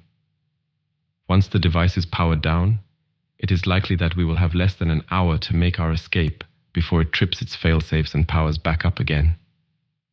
We will just have to make our push from there, hoping that it buys us enough time.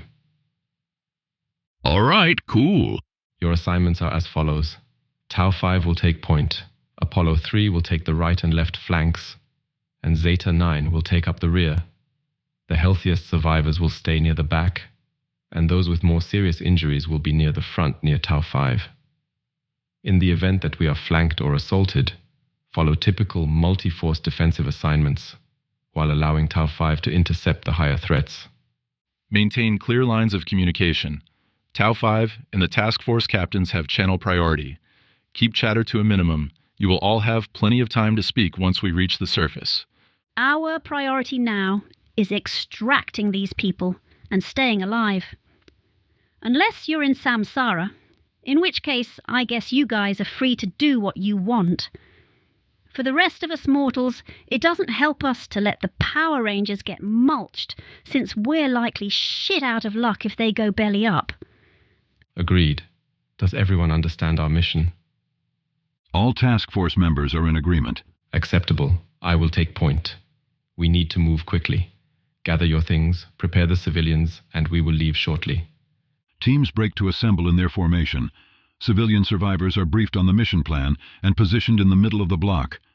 Captain, at the main door. There are leeches coming under the door. Crap. Irantu, we need to roll. Agreed. Let's move out. Munru, Nanku, collapse the main door. We will exit expediently out the side. Gladly. The block moves out of a side door towards a side hallway. T5 Nanku and Munru hang back to set explosive charges around the doorframe. Leeches are beginning to work their way under the doorframe and through cracks in the walls. As they step away from the door, Nanku opens her flamethrower on the leeches. I cannot say that you are making a difference, Nanku. There are likely many more leeches elsewhere. This is very satisfying to me. Continues to burn leeches coming through the walls. It is delicious. Munru and Nanku move quickly to join the rest of the group, which has begun moving down the side hallway. As they pass through the first door, there is an explosion, and the building around them shakes. From beneath the group, a loud, uncanny screaming sound is heard. Think they know we're moving? Undoubtedly. The group continues down a series of hallways towards a stairwell, stopping occasionally to check for hostile entities. After a short time, T5 Munru calls a halt. My optics are pinging. Strange. Move everyone back. I will scout ahead. T5 Munru comes around the corner of the hallway, weapon drawn. His scramble optical implant highlights a dangerous meme on the wall. At the far end of the hallway, a vaguely humanoid entity, the same entity as seen during a previous remote drone exploration of SCP-1730, is seen drawing on a wall with a long, curved finger. Munru projects an image of the entity to Nanku, who rounds the corner behind Munru. Hold. Suddenly, the entity turns towards Munru and Nanku and opens a single white eye, which is immediately processed and blocked by the scramble units. The entity begins to move very quickly down the hallway, changing dramatically as it moves. The entity becomes considerably larger, and its long robe flares out to either side, exposing additional hazards that are blocked by the scramble units. Munru and Nanku raise their weapons and fire. The creature reels backwards as it is struck by bullets, with large holes opening across its flesh. Munru reloads, loading incendiary rounds, and fires again, setting the creature on fire. As it staggers backwards, the entity begins to scratch madly against the wall to the right, seemingly attempting to dig through the wall away from the gunfire. Nanku takes one more shot, striking the entity in its eye and causing it to collapse onto the ground. Is everything all right? It appears so. Suddenly, the hallway shakes violently. The floor beneath the collapsed humanoid entity crumbles and falls away, revealing a large hole beneath the floor. Within the hole is a long, slick black creature covered in blood-red eyes with a mouth full of many rows of long, sharp teeth. As it bursts through the floor, a cascade of small leeches are propelled into the hallway. The humanoid entity slips through the destroyed floor and falls into the mouth of the large creature, which lets out a loud scream as it devours the entity. Long, wet appendages snake into the hallway as Nanku and Munru begin to retreat. Nanku opens her flamethrower again, warding off the approaching smaller leeches. What's going on? We will need to find a different route. Quickly! Follow me. The group moves past the collapsed hallway as Munru and Nanku provide cover fire. They pass through a custodial dormitory and exit into a maintenance area behind it. Over there. We can take this path towards the machine. We are right behind you, but I am beginning to think this creature is far larger than we anticipated. T5 Irantu, Onru, take the point. We will move now. Team moves down the long maintenance hallway. The hallway curves to the left, opening out into a large space full of loading equipment and machines. Several large loading docks are visible in the back of the room, though each one is collapsed and destroyed. Irantu, the walls in here are seeping. We can't stay here long. One moment. Munru, Nanku, how far back are you? Munru, Nanku, please report. Irantu, Nanku is damaged. We are not going to be able to rendezvous with you immediately. Onru, do keep us updated on your position, and I will let you know when we can regroup. Understood. The group moves to the far end of the maintenance warehouse, exiting through a pair of doors leading into a staff break room. Black fluid seeps through the walls. The group has to stop briefly to bandage up a survivor whose wound had begun bleeding again. A loud screeching sound is heard nearby, and the group begins moving again. They enter into another hallway leading in the direction of the Thresher wing. As they move through the hall, Onru hears a distinct sound. Irantu, wings. How many? Many, more than I can count. They are very small, but there is a great multitude of them. You got anything else useful, Power Girl? A tinkling sound, like crystal on crystal. Damn. Crystal butterflies. It has to be that. We'll get shredded. Unlikely. The group moves towards the sound, which continues to grow louder until it becomes a cacophonous sound that seems to be right above them. God, where's that coming from? Steady now, steady. Irantu, the vent. In front of them, a grate on a ceiling vent falls to the floor, and a cloud of sparkling crystal butterflies begins to fill the hallway. Irantu sees the butterflies and turns back to the group. Everybody down, please. As the group drops to the ground, Irantu runs toward the cloud of butterflies. He disappears briefly. After a short moment, there is a burst of flame that arcs upwards into the vent, and the sound of shattering crystal can be heard above them. As the smoke clears, Irantu becomes visible again. The majority of his flesh has been shredded by the wings of the butterflies, and his entire body is scorched. Significant amounts of flesh hang loose from his body. The skin on his back is blackened and blistered, and a thick metal implement is now visible through the scorched flesh. Onru stands and approaches him. Are you able to continue? Of course. Jesus Christ, man, are you all right? Yes. Why wouldn't I be? The group moves through another hall, seeping with black fluid, and then another, but the third hallway is clean and relatively untouched. They ascend a short staircase before coming to a stop before a thick vault door. The machine is behind this door. I came out this way, but the door sealed behind me. I don't know how to unlock it. Dr. Scott, do you know how to open this door? No, I never had access to this chamber. I was hoping Munru would be here. I do not think I can open this door. Suddenly, there is a resounding click, and the door in front of them slowly opens. A monitor next to the door illuminates, and a dark room is visible on it.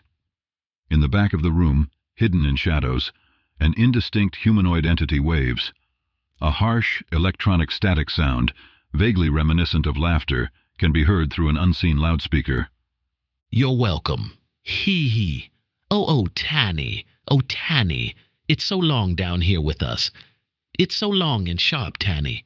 Why did you make me hurt? Ow. Voice fades as the screen is covered in static. The screen powers off. That's a pretty messed up clown. Come, hurry. The group enters the chamber beyond. The room is very dark, with a multitude of dim green lights visible on the walls of the room. Based on the luminescence of the lights and the apparent distance of them from each other, the room appears to be several hundred meters in diameter. Near the back of the room, a tower of circling green lights is visible. Hey, Power Rangers, can you see anything in here? You have dark vision or something, yeah? My visor is shot.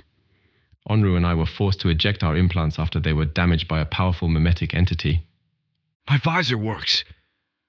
Hang on. All right. So there's some kind of machine near the back of the room under those lights. I can't really make any of it out from here, but it's there. I don't see... Oh, heck yeah, I do. On the ceiling there are... Damn, there are a lot of those things. What are they? I honestly don't know. I can't make them out. They're definitely messing with perception. I don't think they've seen us. Seriously, though, there might be 500 of these things.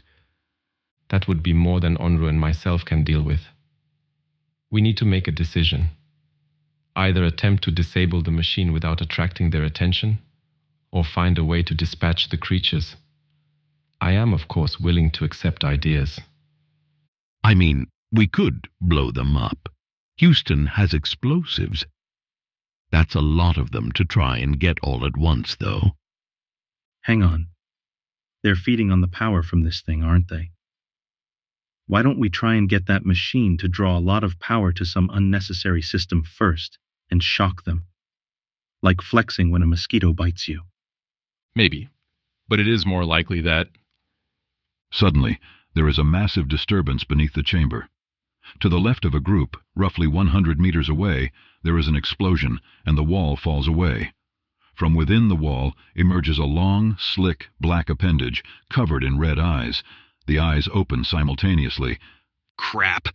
There is a screeching sound, and from above them, many hundreds of short, imperceptible entities fall from the ceiling. The black entity in the wall begins to lash out at the smaller entities, attempting to pull them in towards a mouth that has appeared on its front. The creatures fly towards the larger creature and begin to tear at it with claws, though many are shoveled into the open mouth of the creature. Huh. That works as well. Onru, get to the machine. The rest of you get back to the hallway. We will not have much time. The group retreats into the hallway outside of the large room. Onru sprints across the chamber as more and more of the smaller entities fall from the ceiling and attack the black creature. Several of them begin to move towards Onru, only to be dispatched by weapon fire from Irantu.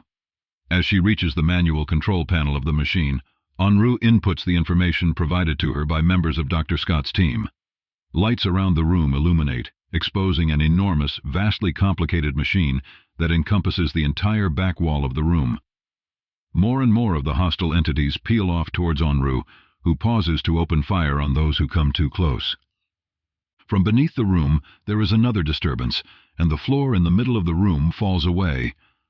Another long, black entity emerges from the hole in the floor, and long tendrils snake out towards Onru.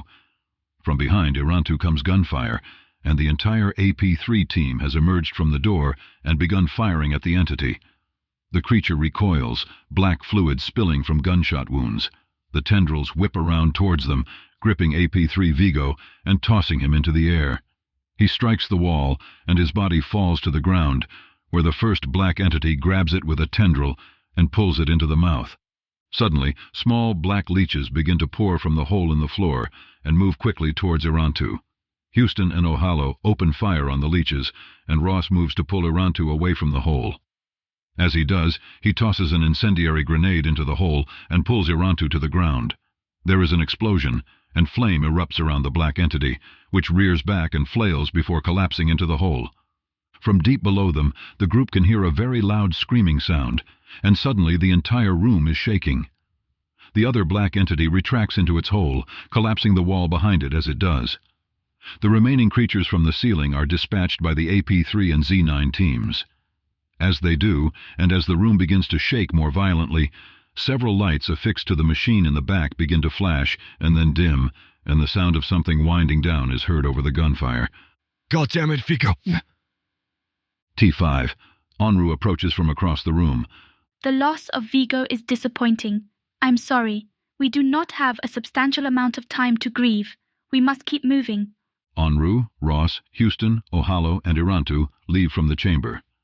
More rumbling is felt beneath them, and occasional loud screeching sounds punctuate the machine noise from this section of the facility.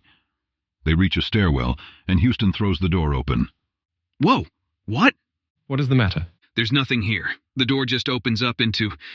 nothing. It's just dark, as far down as I can see. It is likely that disabling the Thresher device has altered our previous escape route. We will need to devise another path to the surface.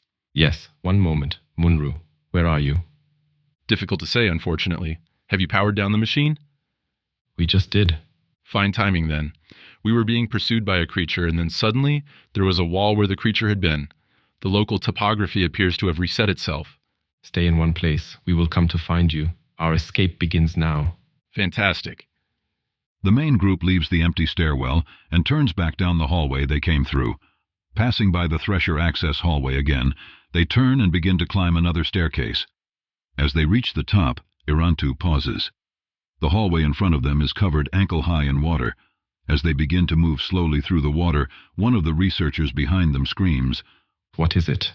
Bodies look. Just below the surface of the water, pale human corpses are visible, appearing to be floating roughly a half-meter down. Do not attempt to look at them. You do not recognize them. Move quickly. Come on. The team hurries from the hallway towards another set of doors at the end, where written on the wall are the words, "What happened to Site-13?" with the word "What?" covered by the word "Emerson," and the words, "Have we become blasphemous?" beneath that. The group proceeds without incident for a short while longer, slowly ascending as safe routes become available. After roughly 8 minutes of travel, the group enters a large mechanical garage, where several pieces of large machinery sit in various states of repair. They pause to secure one of the injured survivors, while Onru attempts to devise a new route. Suddenly, a loud banging sound is heard, and a piece of machinery flies across the room, narrowly missing AP3 Ross, who shouts, "Whoa! Where'd that come from?" In the corner of the room, a stack of mechanical parts is seen moving, rising up and self-assembling into a quasi-humanoid entity. Attached to the top of the large mechanical construct is a small, crudely constructed toy robot. The entity begins to move towards them, and a voice is heard from an unknown source within the entity. "I am reborn to breathe devastation upon this fetid earth. Pitiful humans, you will feel the dark sting of my never-ending torment." The small robot on top of the construct is seen waving its arms wildly. "This is annoying. Onru, get these people out. Ross, to me." "I am the herald of your destruction. Embrace death." T5 Irantu, AP3 Ross, Houston, and Ohalo open fire on the entity, to little effect. The entity lifts another large piece of equipment and throws it towards the group, missing them wide. Ohalo throws a fragmentary grenade at the entity, which it catches in one of its outstretched hands and grips tightly. The grenade explodes, shattering the creature's hand and causing it to stagger sideways. "How dare you? I will tread upon you like—" T5. Onru is seen sprinting towards the entity. As she approaches it, she leaps into the air, sailing over the top of it in a tall arc. As she reaches the top of the arc, she reaches out and grabs the small toy robot on top of the construct, causing it to collapse. As she flips towards the ground, she tosses the robot towards the wall. "No, I am the Harbinger. I am—" The toy robot strikes the wall and is shattered. Irantu, is that you? We just heard something crashing. You must be near. Stay where you are. We are en route. The group moves out of the garage and towards a larger atrium section. From around the corner come T5 Munru and Nanku. Munru appears to have sustained burns to his lower body, but is otherwise undamaged. Nanku is missing the lower half of her jaw, and black fluid covers the front of her bodysuit. She waves with her remaining hand as the group approaches. You look well. Admittedly, morale has increased in the group since Nanku found herself unable to talk. T5 Nanku points at Munru with her flamethrower, seemingly forgetting she is missing an arm on that side. Realizing this, she makes an obscene gesture towards Munru with her remaining hand. This is a cute reunion, but let's get back to this crap. How far are we from the entrance? This is a main atrium. If we follow this hallway here, it will lead towards a processing station, and past that we should find access points to the surface. Exceptional. Let's get the lead out then and... From below them, there is a very loud crashing sound, and more screaming. The floor beneath the group begins to buckle. Crap, run! The group flees towards the hallway Munru had identified, but are stopped when the floor there also collapses. A plume of smoke erupts from the destroyed floor, and one researcher slips on the collapsing ground and slides into it. T5. Enru leads the group away from the atrium as the floor there completely collapses. Irantu stops to turn and look down inside the hole. Beneath the hole is an incredibly large chamber, appearing to have been dug through dozens of layers of subterranean floors. Within the chamber are many small lights around the outside, and at the bottom is a massive black mass with several other large black masses extending from it. As he is pulled away, Irantu sees red eyes open across the entire mass of the creature and hears more screaming. The group flees down a side hallway, but are pursued by long black tendrils snaking out of the hole. AP3. Ross and Houston open fire on the tendrils, halting them momentarily, but they are quickly replaced by more. Z9 Moros is seen slipping on a patch of black fluid and falling, before being consumed by the ends of one of the tendrils. There are the sounds of metal crashing and rock and concrete being crushed as the structure around them heaves violently. Black leeches begin to pour out of the walls around them, and Nanku opens her flamethrower at them. They round a corner to find a dead end, and turning back, are confronted with another black tendril that has burst through a hole in the wall. We're trapped. This is it. This is it. Enru, we need a way out. I'm having difficulty. Wait. I have an idea. I think I know where we are. I have an idea. Come on, you bastards. We're not dying here. The group follows Hollis towards a descending stairwell and move quickly down it. Hollis tosses an incendiary grenade towards the encroaching tendrils and slams the door shut behind her as it explodes. The screams from below them intensify as they descend, and the stairwell begins to shake. Holes in the stairwell open and more leeches begin to pour out of them. All task force members open fire as long tendrils snake through the holes as well. Upon reaching a landing, Hollis motions the group in the door. Here, in here. Go. The group enters a hallway and sprints towards the other end. As they do, they pass a sign on the wall that reads, "Stairs to Cryonics." Munru notices this as they pass. Captain Hollis, what are you doing? You're going to have to trust me here, Blue Ranger. I've been doing this a long time. Okay, I think this will work. The group exits the hallway into a large observation section, passing many large windows with blast protectors down across them. The team stops in front of one window, overlooking a massive chamber lined with huge steel doors. Overhead are the words, "Olympia-class testing observation." Hollis, what do you have in mind? Call it a hunch. We need to get downstairs. Come on. The group runs towards a stairwell at the end of the room and quickly descend to the main level of this wing.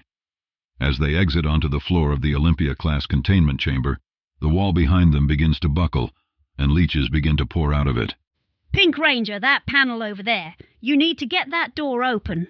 What? I said open the goddamn door. Hurry. What the hell are you waiting for? Go. T5.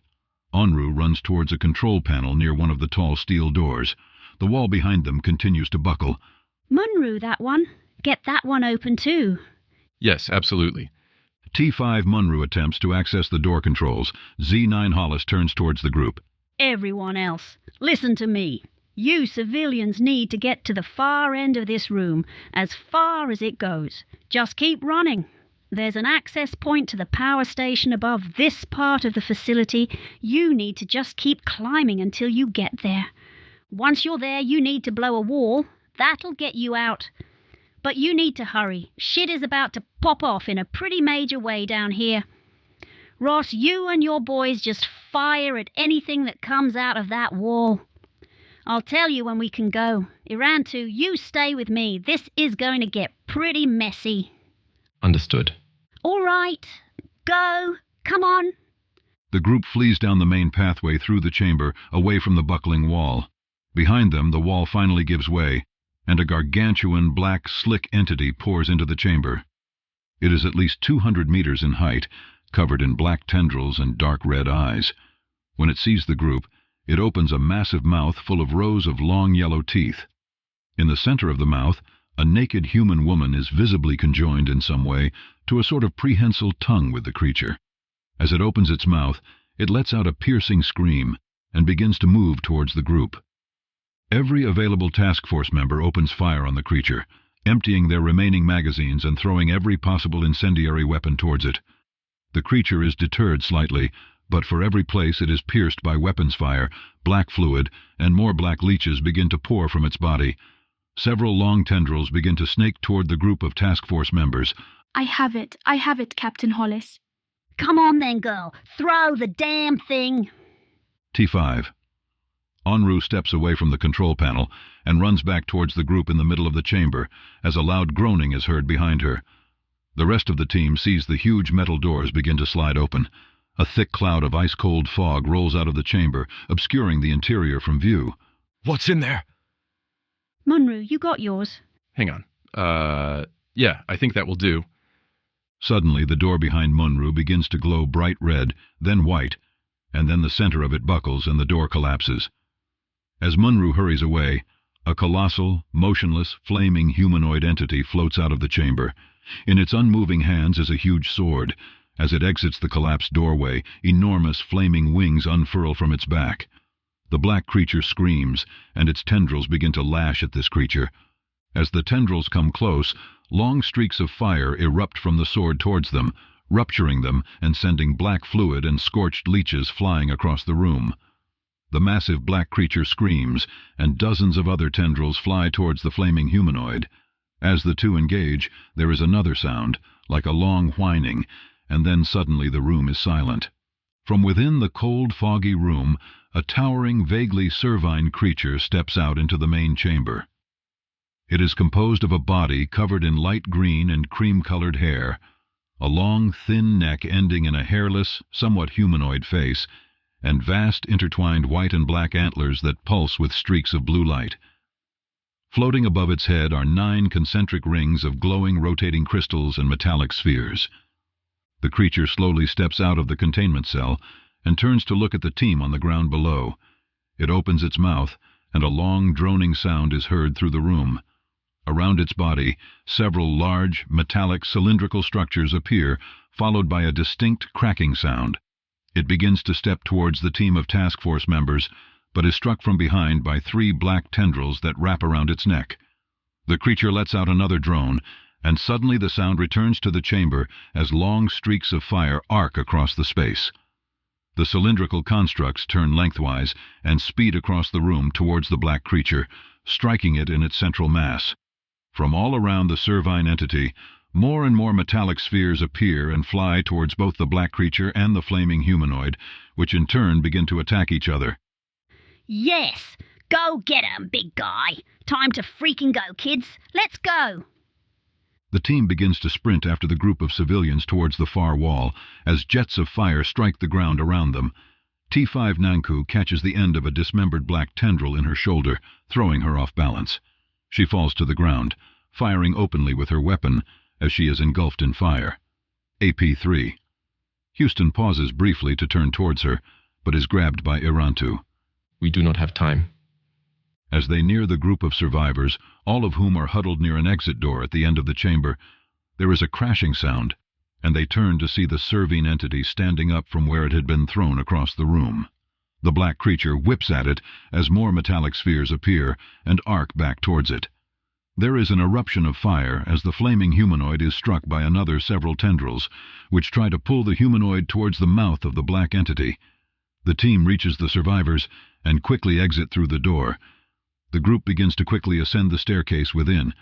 All right, just like I said, up. We need to go up. Over. A long, thin metallic cylinder crashes through the wall of the stairwell, narrowly missing one of the researchers and Dr. Scott. A second cylinder comes through the wall, striking Irantu and obliterating him as it contacts the wall behind him. As the group continues to ascend, fire fills the stairwell below them, and another long, loud, droning sound can be heard, followed by silence, and then followed by a thick, bursting sound that shakes the entire facility. The group reaches a landing and begins to move towards another staircase at the end of the hallway. Z9 Hollis hangs behind. What are you doing? Giving you some more time, and Something else, I think. Get these people out of here, go! I can stay behind, Hollis. Your life is finite. Yeah, I get the spiel, Power Ranger, but right now, you need to get these people out of here.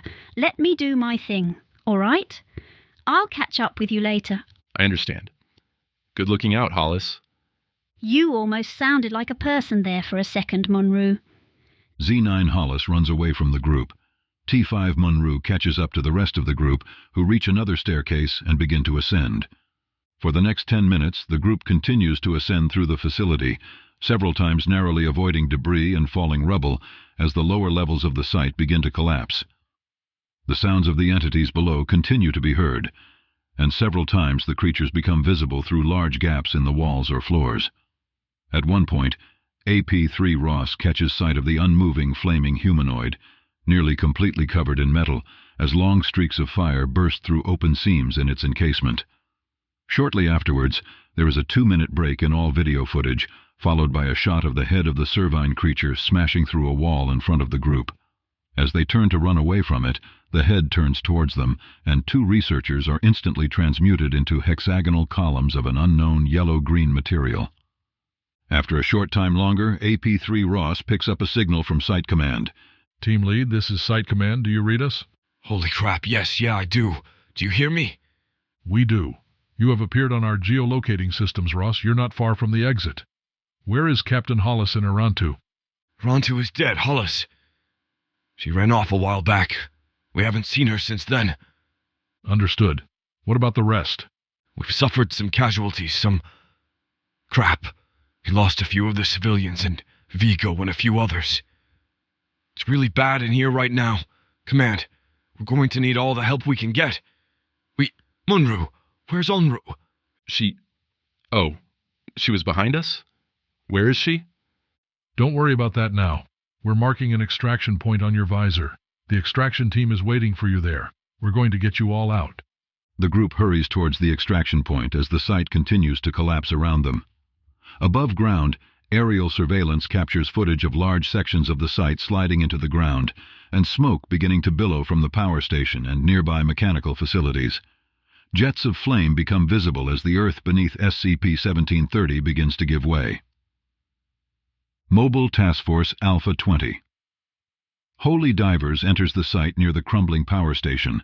The group of survivors comes into view and are immediately moved towards the access point and then away from the site by members of MTF-A20. As the rest of the task force members are pulled away from the site, a separate transmission reaches Site Command originating from T5 Onru. T5 Onru and Z9 Hollis are standing in front of the Thresher device, which roars with activity behind them. They are firing their weapons at an encroaching black mass in front of them, which is punctured by streaks of fire. In the background, the Servine entity can be seen tearing through black tendrils with its antlers, as long rods of flaming metal streak across the room towards the black entity. Hollis turns toward the camera and is visibly laughing, firing her weapon openly. She has removed her helmet. The hum of the machine behind them grows noticeably louder, eventually overtaking all other sounds in the room. Streaks of electricity arc across the ceiling above them. She smiles and turns towards Onru, who looks down to find her torso has been destroyed by a jet of flame. As Onru slumps to the side, the last shot is of Z9 Hollis, laughing hysterically and wildly firing her weapon as the enormous machine behind her begins to glow bright white. There is a flash, and the transmission ends. Outside, as MTF-A20 continues to move 1730 researchers and personnel to safety, there is a deafening crackling sound, and a loud hum fills the air. The area around the site begins to visibly distort, as if being seen through water, and then suddenly SCP-1730 is gone. In its place is an immense crater, over 1 kilometer in diameter. No other transmissions are received from within the site. No other anomalous activity is detected. End log. Addendum 1730.10, Extraction Mission Debriefing Report. Mission Debrief Interview. Date, redacted. Interviewee, Captain, Ephraim Ross, Mobile Task Force, Apollo 3. Game Wardens, Team Lead. Interviewer, Dr. Peter Vincent. Mission Debrief, SCP-1730 Extraction. Subject, SCP-1730. Notes. The following is an audio transcript excerpt of an interview conducted by Provisional Site 23 personnel regarding SCP-1730. The information contained in this file is unconfirmed and under further review. For the full file, please contact the Information and Records Administrator at Site-17. Begin log. Please state your name for the transcript. Captain Ephraim Ross, Mobile Task Force Apollo 3. Game Wardens. Thank you, Captain Ross. All right, let's see. Your team was directed to infiltrate SCP-1730 and search for the source of the radio signal we were receiving. Is that correct? It is. Tell me about your initial incursion. You've listened to the logs? I haven't myself, no. They're still being processed. It wasn't good in there. Best I can tell, wherever Site-13 came from, they were using it as a sort of end-of-the-line processing facility. Every so often we'd see placards up on these containment cells about how certain things were due for termination. Judging by what the Samsara team saw, that was about the case. They were bringing in anomalies, doing some invasive investigations to them, and then destroying them. What sort of anomalies were being housed there, could you tell? I mean, crap. It was really hard to tell. Somewhere along the line, the power had gone out, and it had gone all Jurassic Park in there. Of just what we encountered, there was some kind of encroaching blackness that messed up Houston's legs, and... Have you seen Houston? Is he all right? He's being looked at by medical right now. They're going to bring him over here soon. I think he's probably all right. That's good. Yeah, but other than that, there was also this thing. I don't know if it was a person or not, but it sort of bent space around it. And Noah... It's okay, we can... No, this needs to be done. We took some losses on all of the teams. It was bad. Based on what we saw at the end, it could have gotten a lot worse, too. At the end? You didn't see it. No, you haven't seen the video. They had these cells down below the site. They must have been the size of a football stadium each. Hollis had them open a few up so we could make our retreat, and the things inside, one of them looked at me, like I might look at an ant. It was like a god. They had them in boxes. I counted 20 of those cells, but that chamber went on a lot further past what I could see. What were they keeping in those? How were they keeping them in there? End log. Mission debrief interview. Date redacted. Interviewee, Agent Liam O'Hallow, Mobile Task Force Apollo 3, Game Wardens. Interviewer, Dr. Peter Vincent. Mission debrief, SCP-1730 extraction. Subject, SCP-1730. Notes. The following is an audio transcript excerpt of an interview conducted by Provisional Site 23 personnel regarding SCP-1730. The information contained in this file is unconfirmed and under further review. For the full file, please contact the Information and Records Administrator at Site-17. Begin log. All right, if you could, please state your name for the official transcript. O'Hallow does not respond. Agent O'Hallow? O'Hallow does not respond. Is there something... We should have died in there. This isn't real. This isn't real. We were supposed to die in there. Agent, we really have to file this report. If you could just cooperate with me for a moment so I can get your official testimony. We have counselors on site who you can speak to afterwards. O'Hallow does not respond. O'Hallow? O'Hallow does not respond. End log. Mission debrief interview. Date redacted. Interviewee, Irantu, Mobile Task Force, Tau 5, Samsara Team Lead. Interviewer, Dr. Isha St. Clair. Mission debrief, SCP-1730 extraction. Subject, SCP-1730. Notes. The following is an audio transcript excerpt of an interview conducted by a member of the Mobile Task Force Tau 5 research team regarding SCP-1730. The information contained in this file is unconfirmed and under further review. For the full file, please contact the Information and Records Administrator at Site-17. Begin log. State your name for the record, please. I am Irantu, lead of Mobile Task Force Tau 5, Samsara. In your own words, please describe the events that took place while you were within SCP-1730. Of course. The Tau 5 team inserted into SCP-1730 and began to move towards the source of the broadcast. Onru was able to track the location of the survivors and plotted a course towards them that would expose us to the fewest spatial hazards possible. Several times our course had to be adjusted due to unforeseen obstacles, but nothing that we were not able to overcome. Shortly after rendezvous with Captain Hollis and the survivors, our extraction efforts led us through the section of the facility containing the Thresher machine, which we believe is what resulted in SCP-1730's existence within our universe. Shortly thereafter, during our retreat, I was terminated. I see. As for Agents Moros, Vigo, and the others? They were also terminated. Terminated? Expired. Succumbed to their injuries. I know what it means, Irantu. I can't help but feel as if you feel good about this. I feel neither good nor bad, only satisfied at the outcome. What? Our extraction mission was a success.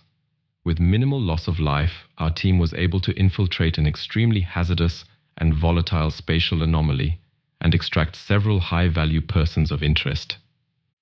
I do not know what else you would like me to say. We were exposed to a number of dangerous anomalies and were able to successfully carry out our mission. There were regrettable losses of capable and experienced personnel, but not outside of our margin of error.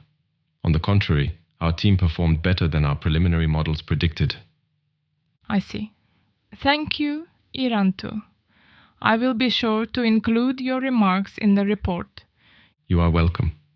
As is required by Cooperative Mission Protocol, I would like the opportunity to debrief with Zeta 9 Captain Hollis. Captain Hollis was killed within SCP-1730. Irantu? Regrettable. Captain Hollis expressed great resilience in the face of near-certain failure. As protocol dictates, I will file my report instead with Captain Hollis's assigned site administrator's office. Thank you for your time, Doctor. End log. Medical examination interview. Date redacted. Interviewee: Agent Cotter Houston, Mobile Task Force, Apollo 3. Game Wardens. Interviewer: Dr. Ian Harris. Mission debrief: SCP-1730 extraction. Subject: Agent Cotter Houston. Notes: the following is an audio transcript excerpt of an interview conducted by Provisional Site 23 personnel regarding SCP-1730. The information contained in this file is unconfirmed and under further review. For the full file, please contact the Information and Records Administrator at Site 17. Begin log. All right, first off, I need your name for our logs. Sure. I'm Cotter Houston, member of the Apollo 3 team. Good, good. Now, Agent Houston, describe to me your affliction here as much as you can. Well, I'm sure it's pretty clear, but I don't seem to have, shins anymore.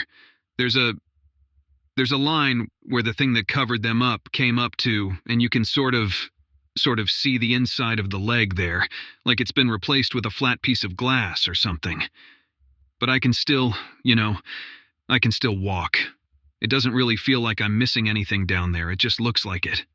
And you can sort of run your hand through where they should be, obviously, because they're not there, but I don't feel that either, so, yeah.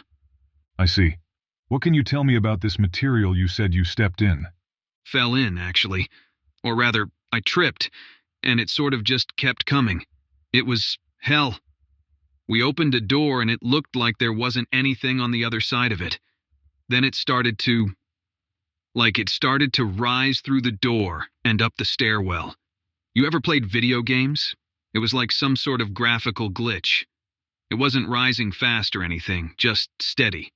We eventually got to a door, but that was after I fell. And then this.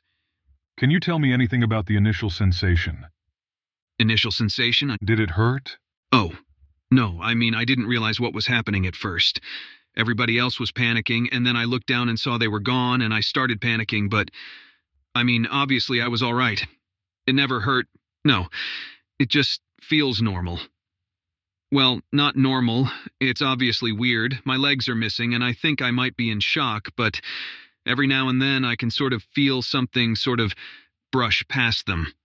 Brush past them? Yeah. I mean, the parts that are missing down there. I thought I was imagining it at first, like guys who have phantom pain, but I can actually feel my legs, so I don't think it's that. It's like there's something sort of furry and kind of wet that just barely brushes past them. Who knows? End log. Mission debrief interview. Date redacted. Interviewee: Munru, Mobile Task Force, Tau 5, Samsara. Interviewer: Captain Elliot O'Neill, Mobile Task Force, D-26, Time Cops. Mission debrief: SCP-1730 extraction. Subject: SCP-1730. Notes. The following is an audio transcript excerpt of an interview conducted by Provisional Site 23 personnel regarding SCP-1730. The information contained in this file is unconfirmed and under further review. For the full file, please contact the Information and Records Administrator at Site-17. Begin log. When did you lose track of Captain Hollis?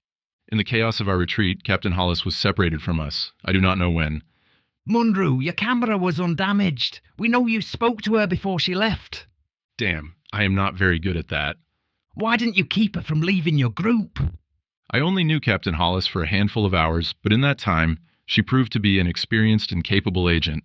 I assumed that any decision she would make in regards to her own personal behavior would be made with her experiences and training in mind, both of which exceeded my own.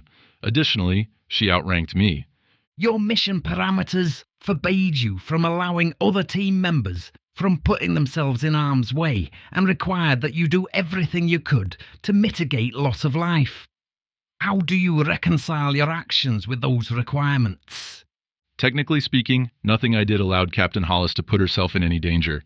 I could not foresee the outcome of her actions and used my best judgment to justify my own. For all I knew, she could have been moving to a safer location. Away from the group? It would be illogical to assume that an agent with her level of experience would purposefully endanger themselves in an unpredictable situation. And you believe your justifications are an acceptable interpretation of your mission protocols? Of course. Very well. When you return to holding, you'll be meeting with Irantu to discuss this. I hope your arguments hold up. As do I. End log. Mission debrief interview. Date redacted. Onru, Mobile Task Force, Tau 5, Samsara. Interviewee: Onru, Mobile Task Force, Tau 5, Samsara. Interviewer: Dr. Darian Arnold.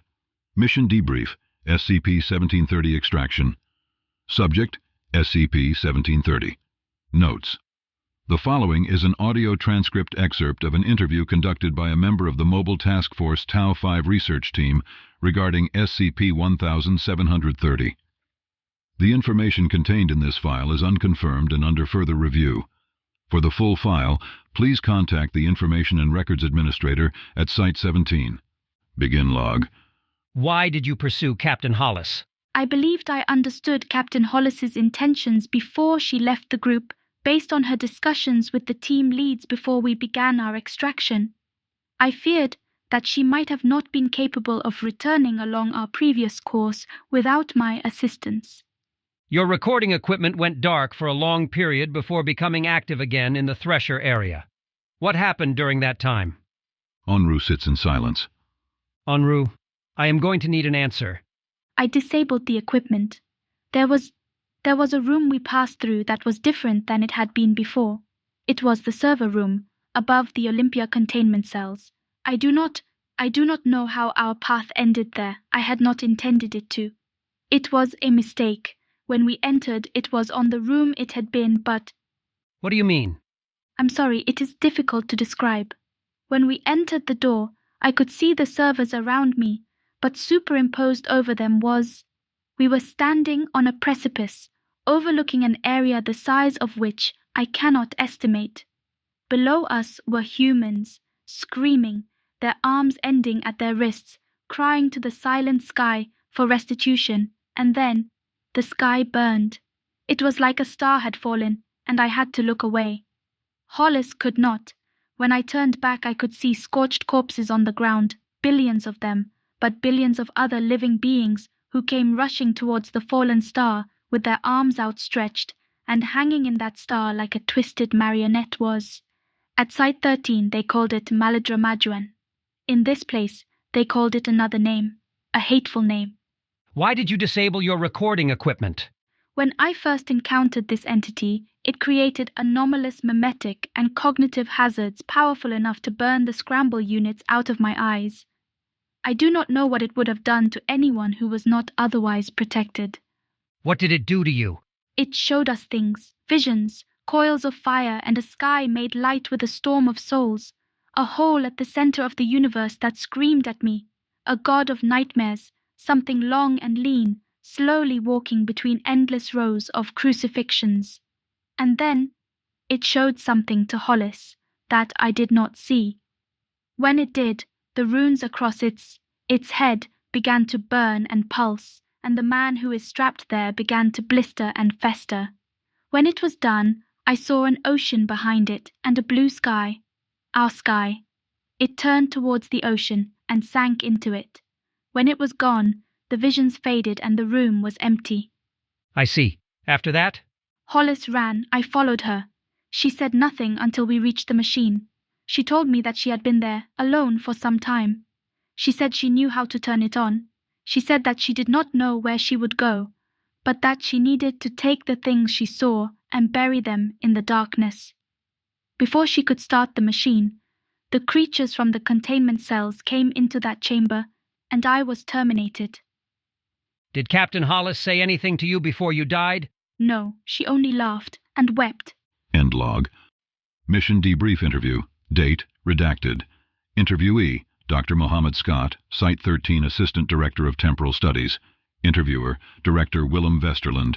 Mission debrief, SCP-1730 extraction. Subject, SCP-1730. Notes. The following is an audio transcript excerpt of an interview conducted by Provisional Site. 23 personnel regarding SCP-1730. The information contained in this file is unconfirmed and under further review. For the full file, please contact the Information and Records Administrator at Site 17. Begin log. Please state your name for the record. My name is Dr. Mohammed Scott. You seem to be a little out of place, Dr. Scott. Only a little. Our two timelines were not so different, I think. Except for the one thing. Yes, there is that. Tell me about Site 13. Site 13. Do you want the brief version or a bus? As thorough as you can be. Very well. Originally, there were plans to build a large containment facility in the American Midwest, but that was before. Let me back up. In 1964, the Foundation discovered a massive Dead Sea creature washed up on the shore near the Indian-Bangladeshi border. No facility in the region had the kind of infrastructure it took to hold the body of this entity, let alone study it, so several ships were dispatched, and it was dragged through the ocean back towards the United States. Prior to this, the plan was to build Site 19 in the American Midwest, but afterwards it was decided that there was no way to conceal a creature of this size and shuttle it across the US mainland. So after some deliberation, the Site 19 plans were scrapped and the focus was given to another facility near Nome, Alaska. That was Site 13. Even in the beginning, it was massive, considerably larger than any other site the Foundation managed, and it quickly became our premier containment facility. It was remote, fortified, and best of all, easily concealed in the snow and ice. After the Soviet Union collapsed in 1985, we learned that they didn't even know Site 13 existed, let alone where it was. I see. When did you join the Foundation, Dr. Scott? Oh, in 1976. I joined straight out of university, recruited by one of the administrators at my school. That was back when we were still independent. I worked at Site 22 in Bermuda. The best job I ever had. It was a much different foundation. Tell me about what happened to the Foundation. Site 13 was very expensive to operate, and there were some financial difficulties.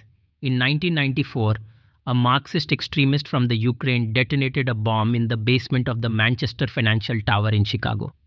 A fire started at the base of the building, and eventually the tower collapsed at its base and fell over on its side. Thousands died. The United States government was enraged at the Foundation after it was discovered that the extremist in question had used an anomaly to enter the basement and get past security. Thought that the billions of dollars that the United States were funneling to the Foundation were being wasted. After the 1996 election, President Dole decided to cut all funding for Foundation sites in the states. All available funding went to keeping those sites afloat, and with the weight of Site 13, the situation was dire. So what happened? A compromise. A former Dole staffer named Paul Manafort was appointed as the Secretary General of the Global Occult Coalition and came to us with a solution. We group our resources with the coalitions, combining our efforts to protect normalcy under their leadership. We would keep our name and our sites, but directors would be appointed by the UN Security Council. We would once again receive funding from the United States as well as that generated by the United Nations and would be able to keep the lights on. But the Overseer Council refused. They hunkered down at Overwatch Command and refused to bend the knee. Then, a few years later, a site in Portland, Oregon collapsed due to crumbling infrastructure, and a creature we called the dream whale was spotted floating down the California coast. This was very early internet days, but that didn't stop film cameras, and it was a disaster. The overseers mobilized all of our task forces in the area, but we didn't even have the money for the amnestics. In a day, it would be over San Francisco, and that would basically be the end of it. Then we got an internet email that the Overseer Council had been disbanded and that the Foundation was now under the operation of the GOC. Secretary General Manafort and the Security Council established a new board of directors overnight, and before the sun rose, the dream whale was recontained, and every loose end was tied up. Nobody resisted the change in leadership? Why would we? We suddenly had money. We were suddenly no longer having to decide between taking notes on the backs of our hands or not taking them at all. Secretary General Manafort installed a new Foundation administrator, Vice President Jack Kemp, but he was little more than a figurehead. New directors were appointed, most of them from our own site staff, so it looked good, honestly. We were finally able to carry out our mission to its fullest. We had technology, we had personnel. It was wonderful. And then we started to hear about people being reassigned, anomalies being shipped off site and never returning. You would hear people talk about, oh, so-and-so is in trouble now. They're going to be sent to Site 13. I thought most of it was just talk, and then I was reassigned in 2003. What was it like? Cold. Site 13 was immense and the light stayed on, but that facility was always cold. They were always working on the site. More and more construction underground, and they kept leaving exterior doors open. At first it wasn't so bad. I was able to keep doing my research, and I had more funding than ever. Temporal spatial studies, you know. The director then was Jack Bright, one of the old doctors from back in the day. Very charismatic. The staff loved him. He had a medallion he wore, some anomaly from way back that made him immortal. So long as he had it on, he wouldn't age. Anyway, things were great for a few years. Then one day, another popular doctor is found dead in her office. Cynthia Light. The story we all get is that Bright had fancied her, but when he found she was with another man, he went and killed her in a fit of passion. Bright is summarily locked up, and Elliot Emerson is installed as the director of Site 13. What's that? Emerson was on one of Bright's research teams when he was assigned to Site 15. He wasn't a popular doctor, but he was a good administrator and helped make sure that the important project stayed afloat during the financial crisis. He was on the short list of people to become the director of Site 13 after the reorganization, but Bright got picked over him. Some people said he felt slighted. A lot of people said he framed Bright. I think Manafort didn't like Bright's anti-coalition sentiments, had him made out to be some dangerous anomaly that had to be contained, then put Emerson up because nobody would complain about Emerson. He was very middle of the road, didn't stand out much. Elliot ended up doing some terrible things, but I truly believe he was only doing them because Manafort demanded it. What kind of terrible things? I didn't see much until years later, but we always heard about things happening deeper below the site. They were building all of the new containment cells and research facilities. Then they built the incinerator. Originally, it was made so they could dispose of the body of that sea monster from before, but then they just started using it for everything. At first, they were doing some invasive testing on anomalous animals, then on humans, then the vivisections began. The ethics committee tried to step in, but they were removed. They dragged the old chairman, Jeremiah C. Marion, out into the commons at Site 17 and shot him in the head for being a traitor. Peter Grenwald became the new Foundation GOC ethics head, and of course, all of the new tests were approved. I don't know what they were testing for, but if you were anomalous and you weren't found to have it, you went into the body pit.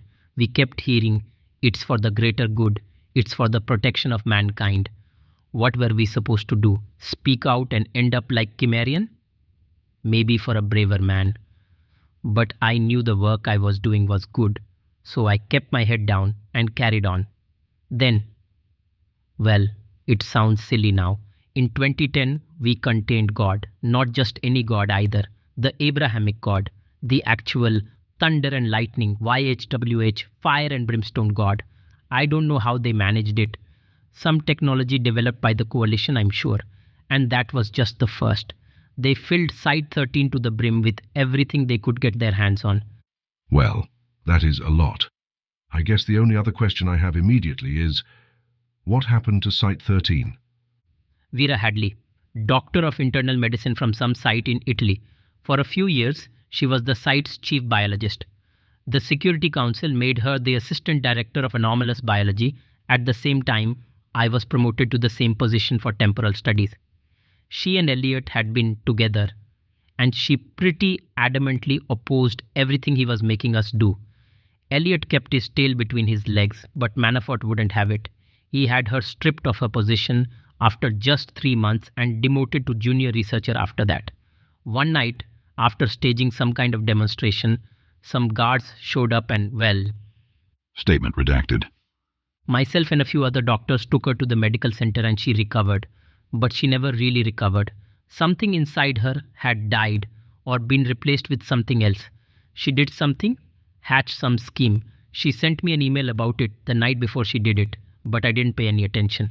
When it happened, and when that thing attacked the site, Emerson came and begged me to turn on the thresher. It was supposed to be an absolutely last-ditch effort to protect the world. A wholly untested piece of technology that was just as likely to have burned the world than saved it. Its entire existence was the result of a joke, one that I might have taken too seriously at the time, but either way, I refused. Told him the risk was too great, that even if it worked, we were just creating a problem for another world, but he was inconsolable. He told me that staying and facing the Secretary General would be a fate worse than death. He pulled a gun on me, demanded I do it. I fled, went to gather my team in the hopes that we could escape, but before we could even leave our lab, it happened. Are you all right? Yes, the thresher was a complicated machine. I guess I should count myself lucky that we survived at all, but we may very well have been in that strange space between worlds for 1,000 years. When we awoke, we were still in Site 13, but the cells were thrown open and the inmates were loose. If you had not come down for us, we would have died. I am certain of this. Do you know where Site 13 has gone? There is no way to predict it. Chances are it will be a place like this, but then it may not. It could be any number of strange and unknown worlds. You knew someone who was left within. I do. As do I. We were not the only survivors, though there were not many of us. They did not fare as well as we did. It is a tragedy, but there is nothing that can be done now. I only hope, I hope that after all this, Emerson has found some peace. He truly was a great doctor, and he was my friend. Of course. Thank you for your time, Dr. Scott. We'll speak again soon. End log.